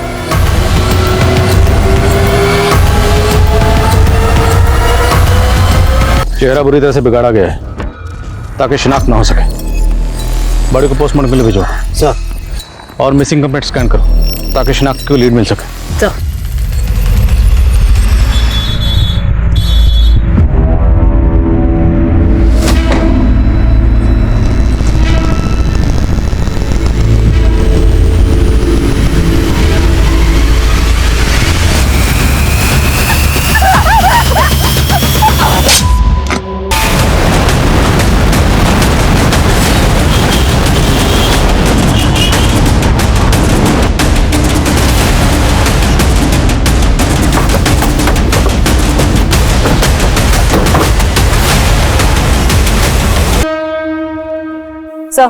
सुबह एक पासरबाई ने इस लड़की की लाश देखी।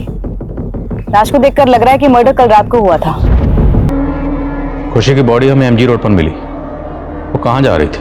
सर मुझे इसके बारे में कुछ भी नहीं मालूम। आप उससे आखिरी बार कब मिले थे? एक 2 दिन पहले। 2 दिन से वो कहाँ थी?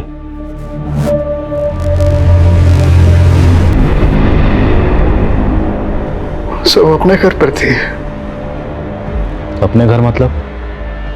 वो यहाँ आपके साथ नहीं रहती थी? सर दरअसल खुशी का कैब सर्विस का बिजनेस था और उसका ऑफिस जो है सिद्धार्थ नगर में। अब यहाँ से सिद्धार्थ नगर जाने में उसको देरी होती थी तो इसलिए वो वहाँ अकेले रहने लग गई। खुशी का किसी से कोई झगड़ा या कोई दुश्मनी? कभी बातों बातों में किसी का जिक्र किया उसने आपसे? नहीं सर मेरी तो समझ में ये नहीं आ रहा कि अचानक से कैसे खुशी को ये कैब खुशी की कैब सर्विस कंपनी वाली कैब है। हत्या वाले दिन एमजी रोड के एक सीसीटीवी में कैप्चर हुई है जहां से कुछ ही दूरी पर हमें खुशी की लाश मिली थी।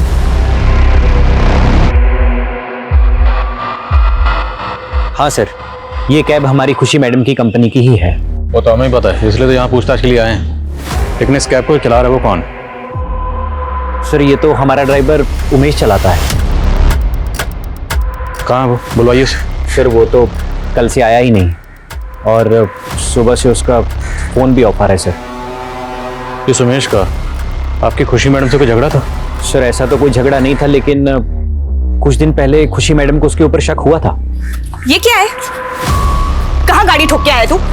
मैडम वो थोड़ा सा टच हो गया था। ये खून क्या झोल किया है तूने? मैडम खून नहीं है, चटनी है।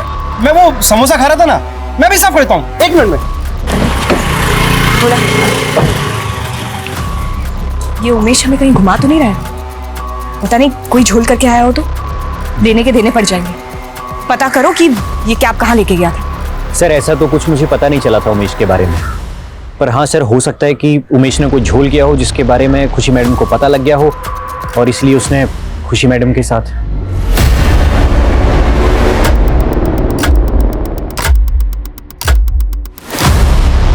सर ये उमेश गोंडा का रहने वाला है।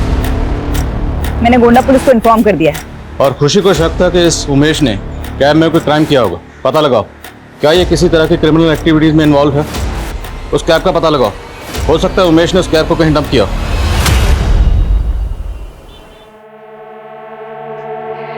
Happy birthday Shoaib, surprise. मैंने तुझसे कहा था ना तेरे 18 बर्थडे पे तुझे कार गिफ्ट करूंगी। मैंने अपना प्रॉमिस पूरा किया। वाह मम्मी, अब बहुत स्वीट हो।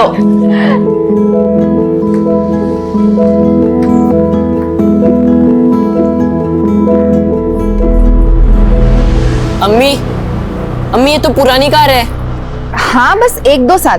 तू इसको चला के ड्राइविंग में अपना हाथ तो साफ कर ले, फिर नई दिलवा दूंगी। Happy birthday. अब्बू देखिए ना, बर्थडे के दिन भी अम्मी ने मुझे पुरानी कार दी। सोहेल, कार तो आखिर कार होती है। अब आप हमें ही देखिए, हम आपके लिए सिर्फ ये छोटा सा तोहफा लेकर आए। लीजिए। आपकी अम्मी के तोहफे के आगे तो ये कुछ भी नहीं। वाह अब्बू, आपने जो भी दिया कम से कम नया तो दिया। आपका गिफ्ट अम्मी से भी बेहतर है। थैंक यू अब्बू। सर मैंने खुशी के कॉल डिटेल्स चेक की, उसमें एक रौनक नाम के आदमी का नंबर मिला है। पता करो ये रौनक कौन है और इसका खुशी के साथ क्या कनेक्शन है। सर रौनक तो एक फाइनेंस कंपनी में रिकवरी एजेंट है और खुशी मैडम ने उसकी फाइनेंस कंपनी से अपनी कई सारी कैब्स फाइनेंस करवाई थी। तो रौनक का खुशी के साथ पैसों को लेकर कभी कोई झगड़ा हुआ? पर मेरे पास ऐसा कोई एसएमएस आया ही नहीं है और मेरे अकाउंट में इतना बैलेंस है कि ईएमआई बाउंस हो ही नहीं सकता। देखो, अगर बिजनेस नहीं संभाला जा रहा है ना तो बंद कर दो। और वैसे भी औरतों को ना ये मर्दों के काम सूट नहीं करते, इसलिए कह रहा हूँ कि सेटलमेंट कर लो, संभाल लूंगा मैं। हिम्मत कैसे हुई मुझे छूने की? तूने मुझे चाटा मारा? मुझे? बिजनेस करेगी ना तू? तू देख अब मैं क्या करता हूं। छोड़ूंगा नहीं तुझे। इस रौनक का उमेश से भी कोई कनेक्शन है? सर, कह नहीं सकता। आप तो बहुत शातिर निकले। क्यों बोला?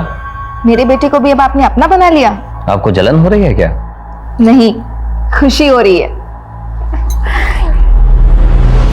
सॉरी, मैं गलती से आ गया।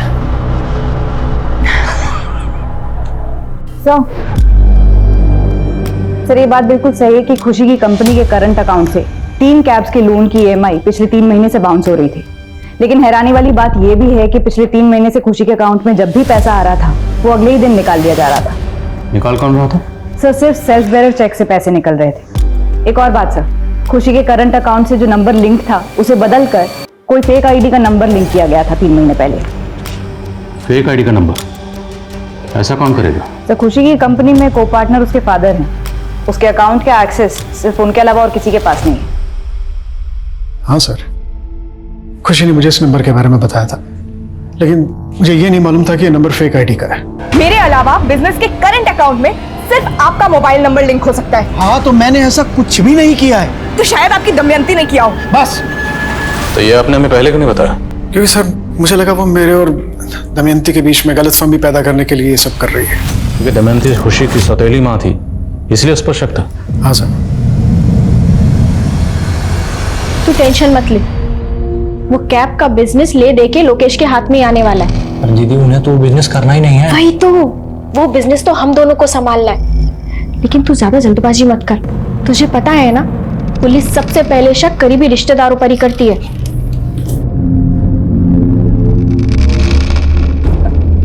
संभालिए अपने आप को। अगर आप ही हिम्मत हार जाएंगे तो खुशी के सपनों का क्या होगा? उसका कैब का बिजनेस। काश मैंने खुशी की बात पे भरोसा करके वो सब पता करा लिया होता।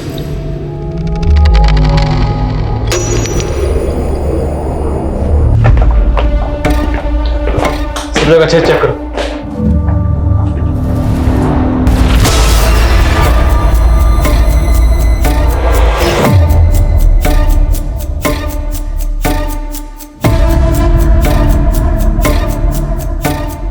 लैपटॉप का चार्जर है, लैपटॉप नहीं है। और तो लैपटॉप गायब किया गया। सर, यहाँ कुछ भी सस्पिशियस नहीं मिल रहा है। पता करो खुशी के अलावा यहाँ और किसके इसका आना जाना था, और खुशी के सोशल मीडिया अकाउंट खंगालो। Sir, excuse me sir. Hello sir, Umesh की इंफॉर्मेशन मिली है। यूपी के उन्नाव में छुपा हुआ है अपने चाचा के यहाँ। House sir.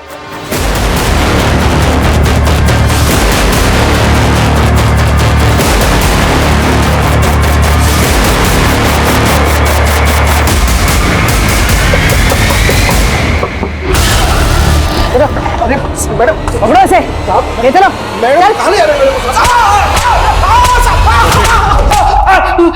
साहब, मैंने कुछ नहीं किया साहब, ना मैंने पहले कोई झोल किया था जिसको लेकर खुशी मैडम मुझ पर शक कर रही थी, और ना मैंने अभी कुछ किया साहब। तो भागा क्यों था? वो मेरी कैब चोरी हो गई थी साहब। मैं जे रोड पर गाड़ी पार्क करके टॉयलेट करने के लिए गया था। जब वहां से वापस आया तो गाड़ी वहां पर नहीं थी साहब। गाड़ी चोरी होने की वजह से मैं बहुत डर गया था साहब, इसलिए मैं अपने चाचा के घर चला गया था। तेरी कैब में तेरे खिलाफ सबूत था, और आप कैब चोरी होने की झूठी कहानी बना रहा है। मैं सच बोल रहा हूँ साहब। तेरी कैब चोरी हुई थी ना? जी साहब। और जहां से चोरी हुई वो जगह तो याद होगी? हाँ साहब, याद है। इतनी जल्दी क्या थी जाने की? थोड़े दिन और रुक जाते। अरे काम धंधे के लिए तो आदमी को घर से बाहर जाना ही पड़ता है। कुछ समय की बात है, हमारा प्लान रेडी हो जाएगा, फिर हम सब लोग साथ में ही रहेंगे। फिलहाल हम चलते हैं, हमें देर हो रही है। खुदा हाफिज। खुदा हाफिज। चलो अब्बू, मैं आपको छोड़ देता हूँ। चलो।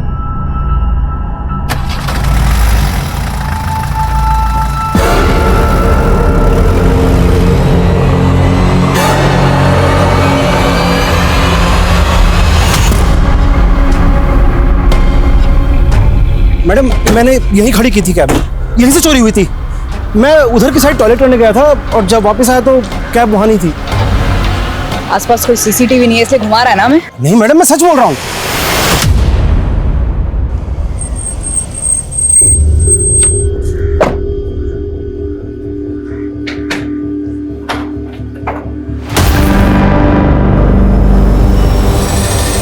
अम्मी, ये आदमी क्यों आया था यहाँ पे? सोहेल, तमीज से बात कर। चाचा जाने वो तेरे। उन्होंने अब्बू की तो इज्जत नहीं की कभी, और आप? सर उमेश अभी भी वहीं का वहीं है और रौनक पर कोई लीड नहीं मिल रही है। रौनक लखनऊ का रहने वाला है और उसकी फैमिली का कहना है कि खुशी के मर्डर से पहले से ही रौनक उनसे टच में नहीं था। तुमने बताया था कि रौनक का फोन खुशी के कत्ल से पहले ही बंद हो गया था, राइट? राइट। फोन बंद कहाँ हुआ था? और रौनक सेम एज ग्रुप का। सर अगर वो लाश रौनक की है तो इसका मतलब रौनक का मर्डर खुशी के मर्डर से पहले हो गया था। फिलहाल पहले ये कंफर्म करते हैं कि वो लाश रौनक की है या नहीं। लखनऊ से उसकी फैमिली को बुलवा। सर हमने खुशी की सीडीआर फिर से चेक की, उसमें एक नंबर ऐसे मिला है जो फेक आईडी पे लिया गया था, जिस नंबर से। ये नंबर पहले विजयनगर में एक्टिव था लेकिन अब बंद आ रहा है। विजयनगर? वहाँ तो खुशी के फादर रहते हैं। हाँ सर, और खुशी के फादर का साला कांता वो भी वहाँ पे रहता है। खुशी के मर्डर से पहले कांता अपनी बहन दमयंती से काफ़ी टच में था और सर खुशी की कांता और दमयंती से बिल्कुल नहीं बनती थी। बुलाओ इस कांता को। सर वो दीदी है मेरी, तो मैं तुमसे मिलने जाऊंगा ही ना। तुम्हारी दीदी ने एक ऐसे शख्स से शादी की जो तुम्हारी दीदी से उम्र में बड़ा है, पहले से शादीशुदा है और एक जवान बेटी का बाप है। क्यों? जाहिर सी बात है तेरी दीदी की नज़र उसके बिजनेस और उसके पैसे पर रही होगी। सर साहब आप जो समझ रहे हैं वो गलत है, और सर जो आप बोल रहे हैं वो उसका सबूत क्या है आपके पास? वक्त आने दे, सबूत भी पेश करेंगे। तू और तेरी बहन दोनों हमारे रडार में है, गलती से भी कहीं भागने की कोशिश मत करना। वो लोग बेवजह मेरे भाई को थाने लेकर गए और आप यहाँ चुपचाप बैठे। कहीं खुशी आपके दिमाग में जो शक का कीड़ा डालकर गई है उसे आप सच तो नहीं समझ रहे? शक तो ना हो रहा है मुझे, और अगर मुझे पता चला कि तूने और तेरे भाई ने मिलकर कुछ भी किया है, छोड़ूंगा नहीं तुम दोनों को। आपका शक सही निकला सर। तो रौनक का मर्डर खुशी के मर्डर से पहले ही हो चुका था। खुशी के घर से उसके लैपटॉप का गायब होना और उसके कॉल रिकॉर्ड में एक फेक नंबर का मिलना और उसकी कंपनी के करंट अकाउंट से एक फेक आईडी से लिए गए नंबर का लिंक होना, जाहिर सी बात खुशी किसी बड़ी साजिश का शिकार हो रही थी। मुझे खुशी के सोशल मीडिया अकाउंट और कॉन्टैक्ट की एक डिटेल चाहिए। सर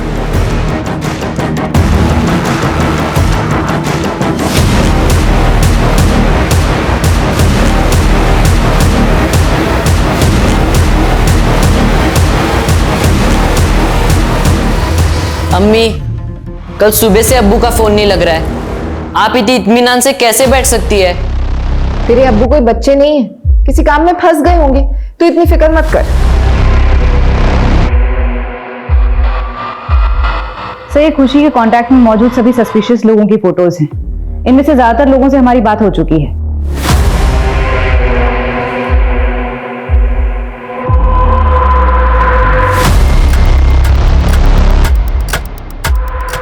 ये बंदा कौन है? इसकी क्लियर पिक्चर है?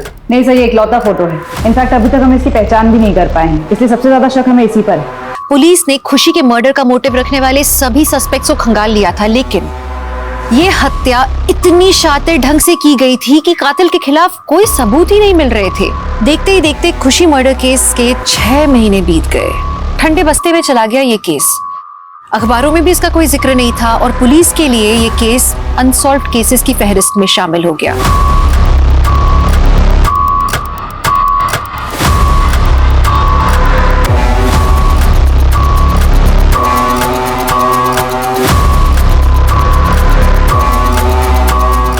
पर पता है दुख की बात ये थी कि दोनों के परिवार भी इनके लिए लड़ नहीं रहे थे। कैसी इंफॉर्मेशन?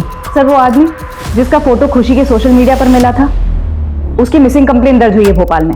सर ये देखिए, इसका नाम जावेद है। भोपाल में इसकी बीवी और बेटा रहते हैं। बेटे को शक है कि उसके चाचा जाकिर ने इसे गायब किया है। भोपाल? ये खुशी लखनऊ की रहने वाली थी। हमें जावेद की फोटो इसके सोशल मीडिया अकाउंट पर मिली। क्या आप इसे जानती? नहीं सर, मैं इसे नहीं जानती। हो सकता है जावेद का इससे कोई प्रोफेशनल रिलेशन हो। जावेद काम क्या करते हैं? सर पहले वो एक आईटी कंपनी में जॉब करते थे, लेकिन अब हैंडलूम का खुद का बिजनेस शुरू करने वाले थे। उसी सिलसिले में फतेहपुर सीकरी गए थे, वहाँ एक प्लांट जानना चाहते हैं। लेकिन सर जब से वहाँ गए हैं उनका कोई अता पता नहीं है।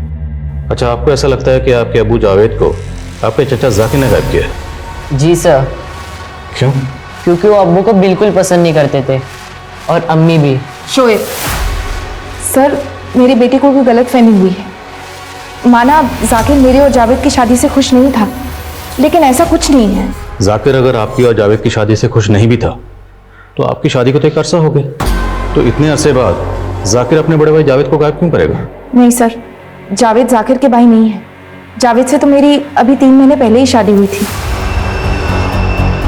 जाकिर के बड़े भाई मेरे पहले शौहर थे, उनका इंतकाल हो गया था।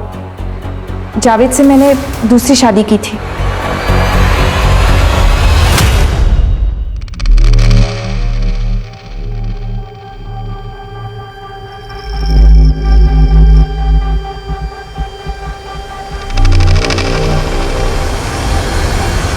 तो तन्वी ने जिस आईटी कंपनी के बारे में बताया था, मैंने वहाँ पता किया। जावेद उस कंपनी का एम्प्लॉय नहीं था, और ना ही लोकल पुलिस को ये इन्फॉर्मेशन थी कि जावेद फतेहपुर सीकरी में कोई हैंडलूम प्लांट लगाने वाला था। ये क्या कह रहे हैं सर आप? जावेद 1 करोड़ रुपए इन्वेस्ट करने वाले थे उस प्लांट में। और ये सारी इन्वेस्टमेंट वो खुद ही करने वाला था या उसने कुछ पैसे आपसे भी लिए थे? मैंने उन्हें 15 लाख दिए थे। वो आईटी कंपनी का जॉब छोड़कर अपना खुद का बिजनेस शुरू करने वाले। वो किसी आईटी वाईटी कंपनी में काम नहीं करता था, झूठ बोला उसने आपसे। आप उसके कांटेक्ट में कैसे जो आपने उससे शादी कर ली? एक मैट्रिमोनियल साइट पे टच में आए थे हम लोग, आपस में चैट करके अच्छा लगा तो मिलने का फैसला किया। मैं एक आईटी कंपनी में इंजीनियर हूँ, 50 लाख रुपए का एनुअल पैकेज है मेरा। लेकिन मेरी पहली पत्नी सिर्फ मेरे पैसों से प्यार करती थी, मुझसे नहीं। मेरी लाख कोशिशों के बावजूद मैं उसमें सच्चा प्यार ढूंढ नहीं पाया और हम अलग हो गए। और एक मुलाकात में ही आप उससे इतनी मुतासिर हो गई कि बिना उसकी बैकग्राउंड चेक की आपने उससे शादी कर ली? सपने में भी नहीं सोच सकती थी जावेद मुझे इतना बड़ा धोखा देंगे।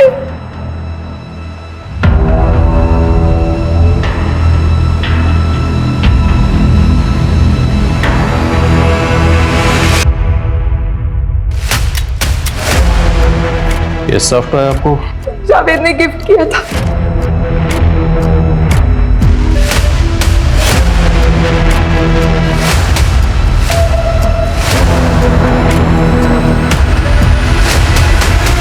तो ये खुशी भी एक मैट्रिमोनियल वेबसाइट पर एक्टिव थी। इस वेबसाइट पर ये एक नकुल नाम के लड़के से कांटेक्ट में थी। ये नकुल की प्रोफाइल है। मतलब तकरीबन 9 महीने पहले ये खुशी की जिंदगी में आया नकुल बन के, खुशी के साथ 3 महीने रहा, ये तन्वी की जिंदगी में आया जावेद बन के। तन्वी को 15 लाख का चूना लगाकर फरार हो गया। और तन्वी के केस में उसके पैसे गायब हुए। और ये तो इसने खुशी के साथ भी किया होगा, याद है? खुशी की कंपनी का करंट अकाउंट पूरा का पूरा साफ हो गया था, इसने किया होगा। इसकी फोटो सभी पुलिस हेडक्वार्टर में सर्कुलेट करो और चेक करो, इसने और बहुत से फेक प्रोफाइल्स बनाए होंगे। सर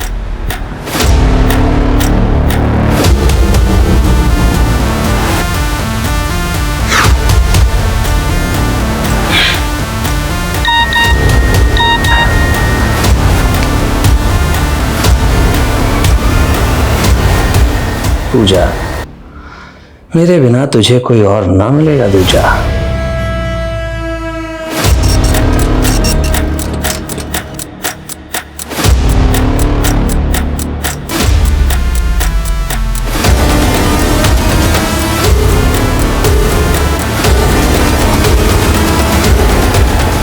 तकरीबन 1.5 साल पहले रोशनी ने सुसाइड किया। पोस्टमार्टम के बाद पता चला कि वो मौत के वक्त प्रेग्नेंट थी।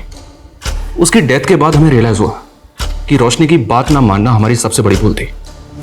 हमें तो ऐसे ही लग रहा था कि उसकी दिमागी हालत ठीक नहीं है और शायद उसी वजह से वो एक सॉफ्ट टॉय के अंदर अपने पति को हेलुसिनेट कर रही है। सॉफ्टवेयर?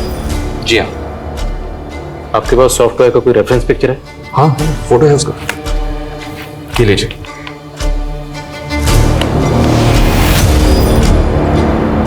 हमें यह भी पता चला कि रोशनी सुसाइड से पहले हरियाणा के रेवाड़ी इलाके में गई थी। इंक्वायरी की तो पता चला कि वो अपने पति की तलाश में वहां एक घर में गई थी। सुरेंद्र कहाँ है? सुरेंद्र? मैं किसी सुरेंद्र को नहीं जानता। फिर हमें पता चला कि एक आदमी ने रोशनी को ये गलत इन्फॉर्मेशन दी थी कि वहां उसके पति के दूर के रिश्तेदार रहते हैं। हमने वहां भी इंक्वायरी की पर कुछ मिला नहीं। सर मैंने पता किया, ये सॉफ्टवेयर टर्टल ब्रांड का एक्सक्लूसिव प्रोडक्ट है जो सिर्फ उनके ऑनलाइन पोर्टल पर परचेज के लिए अवेलेबल है। इनके करोड़ों कस्टमर्स हैं सर। इस जरिए से तो उस आदमी तक पहुंचना नामुमकिन लग रहा है। ये भले ही कोई शातिर खिलाड़ी है जो अलग अलग लड़कियों को अपना शिकार बनाता है, आई एम श्योर ये इस वक्त भी किसी न किसी लड़की को अपना शिकार बना रहा होगा। पर हमें इसके लिए कुछ ऐसा जाल बिछाना है कि शिकारी खुद अपने जाल में फंसे। This is for you. Thank you. Pooja, will you marry me? Yes sir.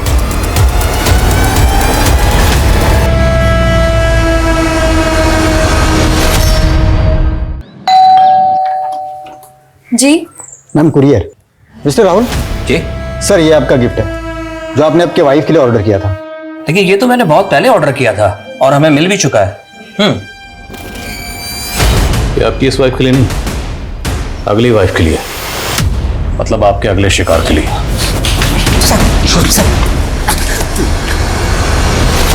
रोशनी कोई अकेली लड़की नहीं थी, उससे पहले मैंने कई लड़कियों की जिंदगी बर्बाद की। हाँ, रोशनी कुछ जरूरत से ज्यादा ही बेवकूफ थी, क्योंकि मेरे ही कहने पर उसने अपने इंश्योरेंस क्लाइंट का पैसा इन्वेस्ट करने के लिए उठा लिया और वो पैसा लेकर हम दोनों ने भागकर शादी कर ली। कुछ वक्त उसके साथ गुजारने के बाद मैंने उससे कहा कि मैं सारा पैसा शेयर बाजार में लगा दूंगा और उसे डबल करके दूंगा। वो मान गई। बस उससे पीछा छुड़ाने के लिए मैंने उसे एक झूठ और बोला कि ऑफिस के काम से मैं यूएसए जा रहा हूं। रोशनी के हिसाब से मैं फोन तो यूज करता ही नहीं था। हाँ, उसके ईमेल्स चैट्स आते थे मेरे पास। मैंने भी उसे एक मेल कर दिया कि उसका सारा पैसा डूब गया। उस बेवकूफ को फिर भी मुझ पे शक नहीं हुआ। उसने मुझसे कहा कि वो अपने तमाम जेवर मार्केट में गिरवी रख के पैसा उठा लेगी, लेकिन वो जानती नहीं थी कि मैं पहले ही उसके जेवर गायब कर चुका हूँ और उनकी जगह नकली जेवर मैंने रख दिए। फिर उसने मुझे बताया कि उसके किसी दोस्त ने उसे 7 लाख रुपए उधार दिए हैं। मेरा लालच और बढ़ गया। मैंने उससे कहा कि मैं इंडिया आ गया हूँ और जयपुर एयरपोर्ट के बाहर उसे मिलने के लिए बुलाया। साथ ही मैंने अपने 2 दोस्तों को पैसा देकर खरीद भी लिया था अपनी मदद के लिए।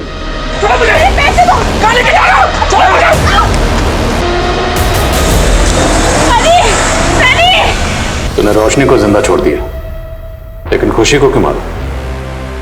उसे मारने का कोई इरादा नहीं था मेरा।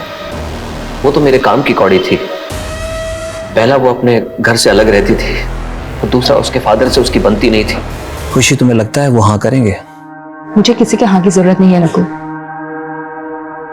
एक बार मेरा बिजनेस सेट हो जाए, उसके बाद हम शादी कर लेंगे। और फिर ना, 1 मिनट अर्जेंट है। एक दिन मौका पाकर मैंने उसकी नेट बैंकिंग का पासवर्ड और तमाम जरूरी डिटेल्स निकाल ली और उसका फोन नंबर हटाकर अपना नंबर लिंक कर दिया। और फिर धीरे धीरे मैं उसके अकाउंट को खाली करता रहा। उसको विड्रॉल के अलर्ट मैसेजेस भी नहीं मिलते थे, लेकिन एक दिन मेरा फोन उसके हाथ लग गया। नकुल, मैंने तुमसे इतना प्यार किया और तुमने इतना बड़ा धोखा दिया। मेरे ही अकाउंट से इतना बड़ा फ्रॉड। उस दिन रौनक खुशी की लोन रिकवरी की वार्निंग देने आया था और हम दोनों को झगड़ा करते हुए देख लिया। मैं उसी समय समझ गया था कि खुशी अगर ज्यादा दिन तक जिंदा रही तो मेरी पोल खुल जाएगी। मैंने उसको कन्विंस किया कि मैं उसका सारा पैसा उसे लौटा दूंगा, लेकिन अब मेरा रास्ते का कांटा रौनक था, इसलिए मैंने पहले उसे मार दिया। क्योंकि अगर मैं खुशी को पहले मारता तो रौनक गवाह बन के आपके सामने आ जाता और मुझे पकड़वा देता। और रही बात खुशी की, तो मुझे पता था कि वो उस दिन उस रोड से जाने वाली है और उसका ड्राइवर उसे पिकअप करने आने वाला है। इसलिए मौका पाकर मैंने उसी की कंपनी की कैब को चुरा लिया।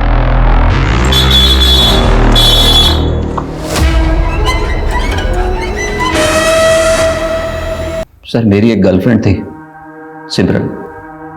बहुत प्यार करता था मैं उससे, और एक दिन मैंने उसे शादी का प्रपोजल दिया तो मेरा मजाक उड़ाया उसने और मेरे हाथ में एक डॉल थमा दी और कहा कि मैं उससे शादी कर लूं। यहां लगी मेरे यहां। उस दिन से मुझे लड़कियों से नफरत हो गई। मेरा मजाक उड़ाकर डॉल दी थी ना, मैंने कसम खाई कि इनके हाथ में गुड्डा थमा के इनकी जिंदगी बर्बाद कर दूंगा। Con man, but now you are con man. इधर उधर की हवा बहुत खाली, अब जरा जेल की हवा खाओ। हम सब शादी को बहुत अहमियत देते हैं, जीवन साथी की तलाश को लेकर हम सबको यही सलाह देते हैं कि सतर्क रहें, क्योंकि एक गलत फैसला बहुत बुरा अंजाम दे सकता है। लेकिन फिर भी कई रिश्ते सफल नहीं होते। वो ऐसे गुनाहों की सूली चढ़ जाते हैं जिसमें रोशनी और खुशी जैसी लड़कियां अपनी जान गंवा देती हैं। मेरे कहने का मतलब है कि ऊपरी आवरण का चकाचौंध धोखे भरा भी हो सकता है। किसी से रिश्ता जोड़ने से पहले आंखें मूंद के आप भरोसा न करें, क्योंकि कुछ निर्णय पछताने तक का मौका नहीं देते। तो आपके उज्जवल भविष्य की आशा के साथ मैं दिव्यांका त्रिपाठी दहिया लेती हूँ आपसे विदा। फिर मिलूंगी एक नए केस के साथ। तब तक देखते रहिए क्राइम पेट्रोल सतर्क, विमेन अगेंस्ट क्राइम। एक औरत पर वार, अब हर औरत का भार। जय हिंद। क्राइम पेट्रोल के और भी दिलचस्प कहानी देखने के लिए हमारे चैनल को सब्सक्राइब करें और बेल आइकॉन दबाना न भूलें।